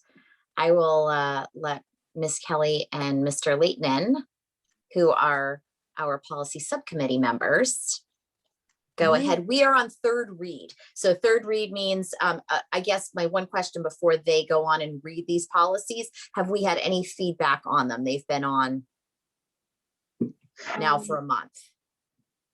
So they've been posted to our website for a month. We've had no feedback.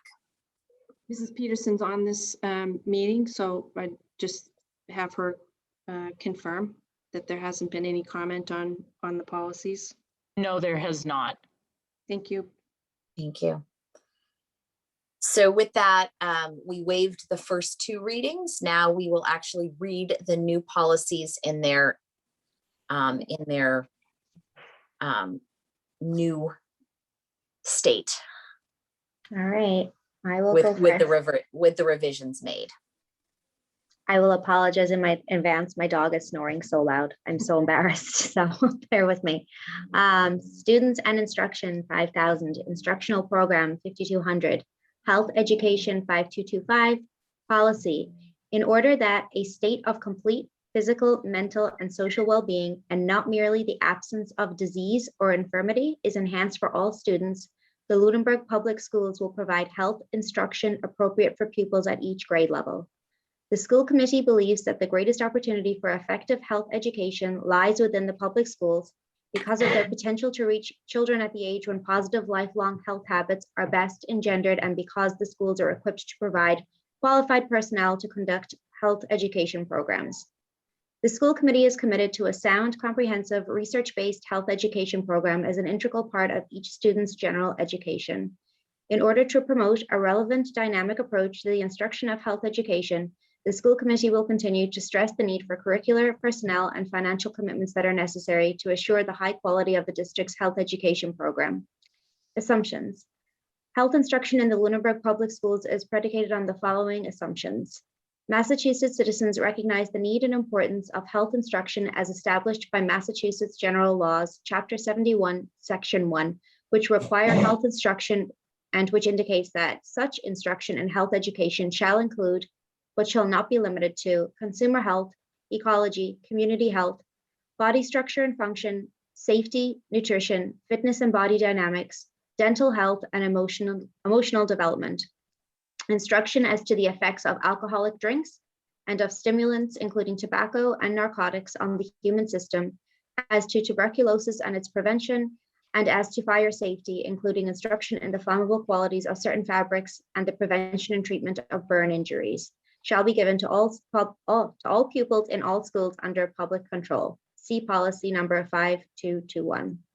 Parents have the prime responsibility for assisting their children in developing moral values as those relate to issues of health, i.e. drug abuse, human sexuality, abortion, social disease, and that the schools should support and supplement parents' efforts by offering students factual information and opportunities to discuss concerns, issues, and attitudes, including traditional moral values. The Lunenburg School Department respects individual requests of students or parents for instruction or non-instruction in specific aspects of health. Instructional materials to be used in family life and sex education will be available for instruction by a parent or guardian during school hours prior to the commencement of the instructional program or at any time during the school year. Parents are asked to contact the principal in order that the proper arrangements can be made. In addition, schools will initiate opportunities yearly for parents to inspect and review instructional materials used in the program. See policy number 5224. The formulation of a health education curriculum includes input from several resources, including such persons as parents, school personnel, church leaders, physicians, nurses, community officials, etc. Health instruction should be taught as a functional part of life of a learner and should emphasize healthful living, desirable health practice, meaningful health learning experiences and activities. Teachers who provide instruction in family life and sex education will have professional preparation in the subject area, either at the pre-service or the in-service level. See policy number 5224. Health education is broadly defined as to include instruction in physical, mental, social, and emotional health and safety. Students should learn the ways of living that are essential to their good health and should develop an attitude for wanting to protect their physical, mental, and social well-being. Health education should include instruction directed toward enabling students to effectively communicate health concerns and problems with family members, and that such communication should include the willingness and ability to listen, accept criticism, and respond in a positive manner with openness, frankness, and honesty. Health problems can be avoided, recognized, and ameliorated through health education. Source: MASC, April 2019. Legal references: MGL, Section 20, Chapter 271, Section 1. Approved July 6, 1988. Revised December 2nd, 2004. Thank you. Mr. Leighton. Students in Policy. instruction, 5,000. Health and safety, 5,700. Communicable diseases, 5,706. The district is required to provide educational services to all school-aged children who reside within its boundaries. By law, however, admission to the school may be denied to any child diagnosed as having a disease whereby attendance could be harmful to the welfare of other students and staff, subject to the district's responsibilities to students with disabilities under the law. The school committee recognizes that communicable diseases, which may afflict students, range from common childhood diseases, acute and short-term in nature, to chronic life-threatening diseases. Management of common communicable diseases shall be in accordance with Massachusetts Department of Health guidelines. A student who exhibits symptoms of a communicable disease may be temporarily excluded from school attendance. The district reserves the right to require a physician's statement authorizing the student's return to school. The educational placement of a student who is medically diagnosed as having a life-threatening communicable disease shall be determined on an individual basis in accordance with this policy and accompanying administrative procedures. Decisions about the proper educational placement shall be based on the student's behavior, neurological development, and physical condition, the expected type of interaction with others in the school setting, and the susceptibility to other diseases and the likelihood of presenting risks to others. A regular review of the placement decision shall be conducted to assess changes in the student's physical condition or based on new information or research that may warrant a change in a student's placement. In the event a student with a life-threatening communicable disease qualifies for services as a handicapped child under state and federal law, the procedures for determining the appropriate educational placement in the least restrictive environment shall be used in lieu of the procedures designated above. Neither this policy nor the placement of a student in any particular program shall preclude the administration from taking any temporary action, including removal of a student from the classroom as deemed necessary to protect the health, safety, and welfare of the student, staff, and others. In all proceedings related to this policy, the district shall respect the student's right to privacy. Only those persons with the direct need to know shall be informed of the specific nature of the student's condition. The determination of those who need to know shall be made by the superintendent. Source: MASC, February 2019. Legal reference: MGL 7155. Legal reference: 105 CMR 300. Revised July 20th, 2005.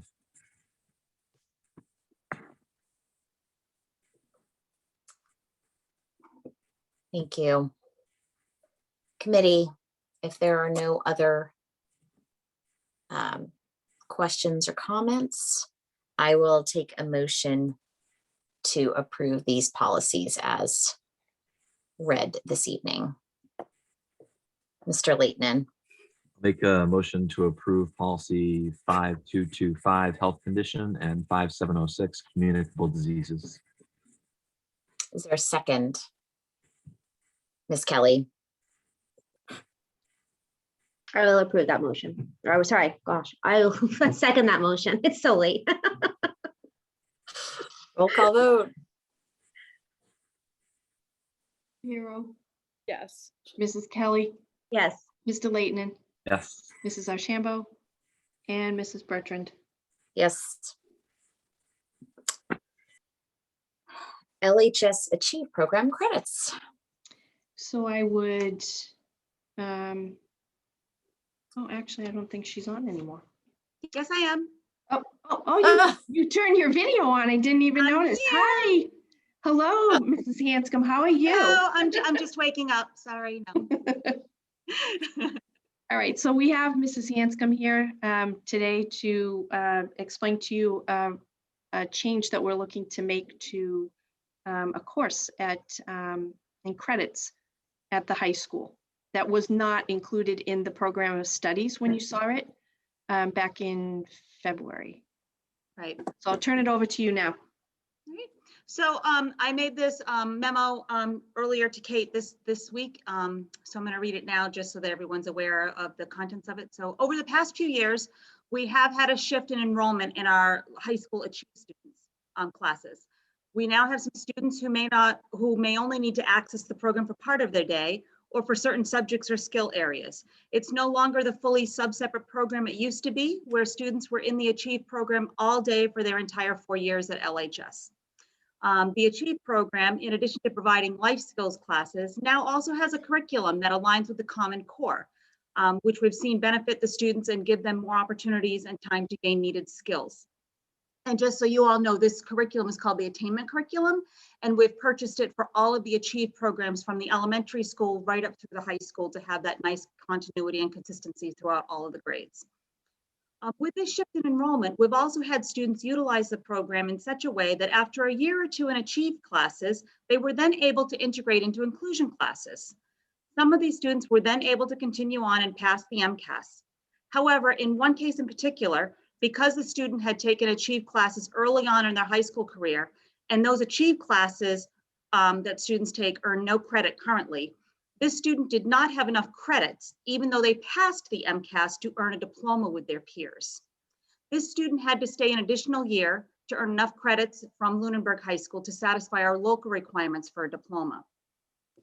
In some cases, we realize that it may absolutely take students longer to earn a diploma, and we often see students who need and benefit from this time.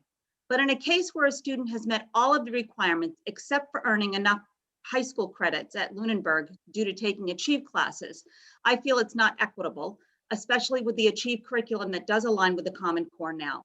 My recommendation to Dr. Burnham and also to Mr. McGrath was that students in the Achieve classes earn credits for those classes and thereby have the opportunity, like anyone else, to graduate with their peers if they're able to satisfy all other graduation requirements. And I also made the recommendation to Dr. Burnham for that to start for this year's class, as well as continue on for next year. Any questions or comments? No, that was very clear. I know that Mr. McGrath has spoken to the department heads, and the majority of them are in agreement with this proposal. Mr. McGrath's in agreement, Mrs. Cavioli is also in agreement, and I believe my last discussion with Dr. Burnham was that she was also in agreement. I am. And I think it just speaks to the nature of how our educational opportunities have changed for students over the years. And we now have these students that have come up that we need this change now in place, I think, to help them, to benefit them in their education. So thank you very much. Thank you. We need to take action on this, Dr. Burnham, yes? Yes. All right, then I will take a motion to approve the LHS Achieve Program credits as outlined by Ms. Hanscom. Ms. Shapiro. This is Sophie Shapiro, and I'll make a motion to approve the LHS Achieve program credits as presented by Ms. Hanscom. And a second, Ms. Kelly? I'll second that motion. Roll call. Ms. Shapiro, Yes. Mrs. Kelly, Yes. Mr. Leighton, Yes. Mrs. Archambault, and Mrs. Bertrand. Yes. Thank you all very Thank much. you very much. Thank you. We will now move on to public comment open to any topic that the school committee governs. And I'm scrolling looking for public comment. I don't see any. Do one more scroll. All right. Then we're on to reports. Athletic advisory. Yes, we met Monday in the hopes that there may be some fundraising requests coming in before the spring sports. We didn't have any though. We did have a good discussion on just best practices during COVID about just being safe, but also being able to fundraise. And there's some good ideas. People are doing like there was a great hockey fundraiser that was kind of statewide for the injured player Bishop Bean, where they sold tickets and they ended up raising over $30,000 for the family. So that was a great success. And then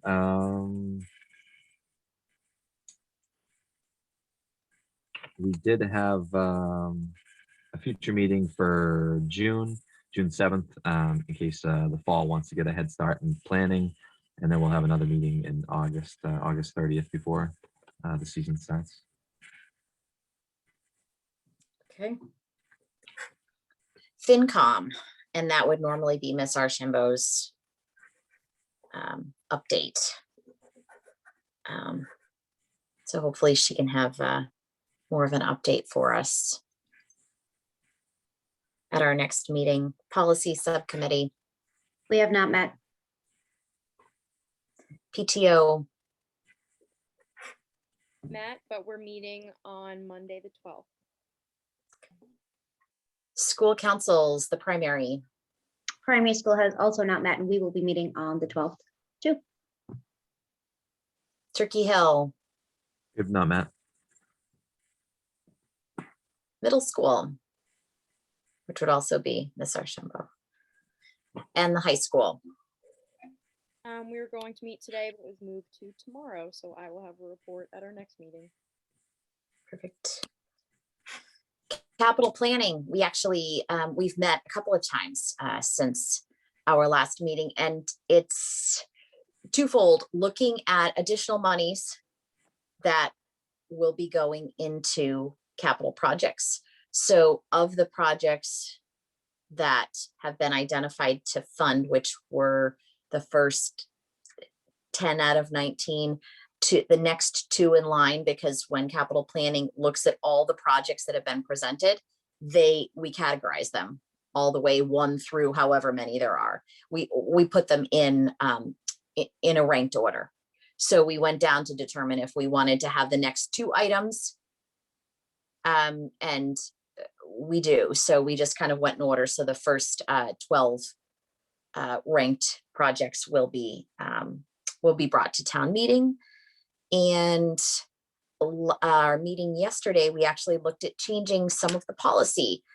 Currently, the threshold for a capital project is $10,000, and that hasn't been changed in nearly 2 decades. So we will be moving to have the baseline for a capital project be $20,000.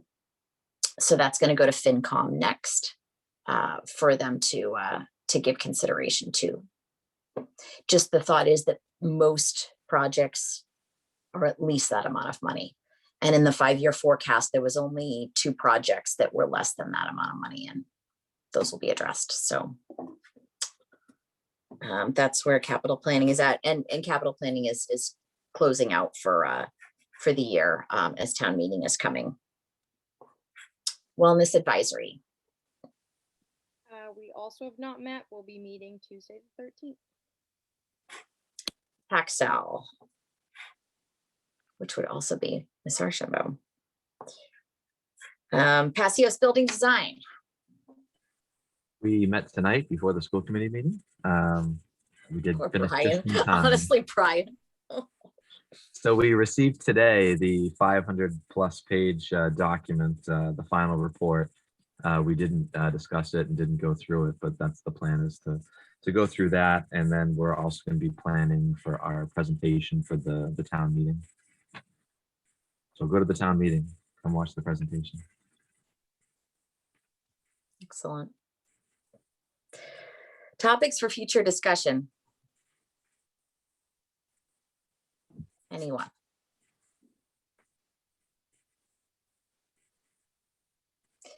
Then if not, I will take a motion to adjourn. Mr. Leighton. Like jumped on They're all it. jumping the gun. I'll make a motion to adjourn at 9:14 p.m. Look at that. Look at the One hands of go us up will for a second it. second. So yes, I will second that motion.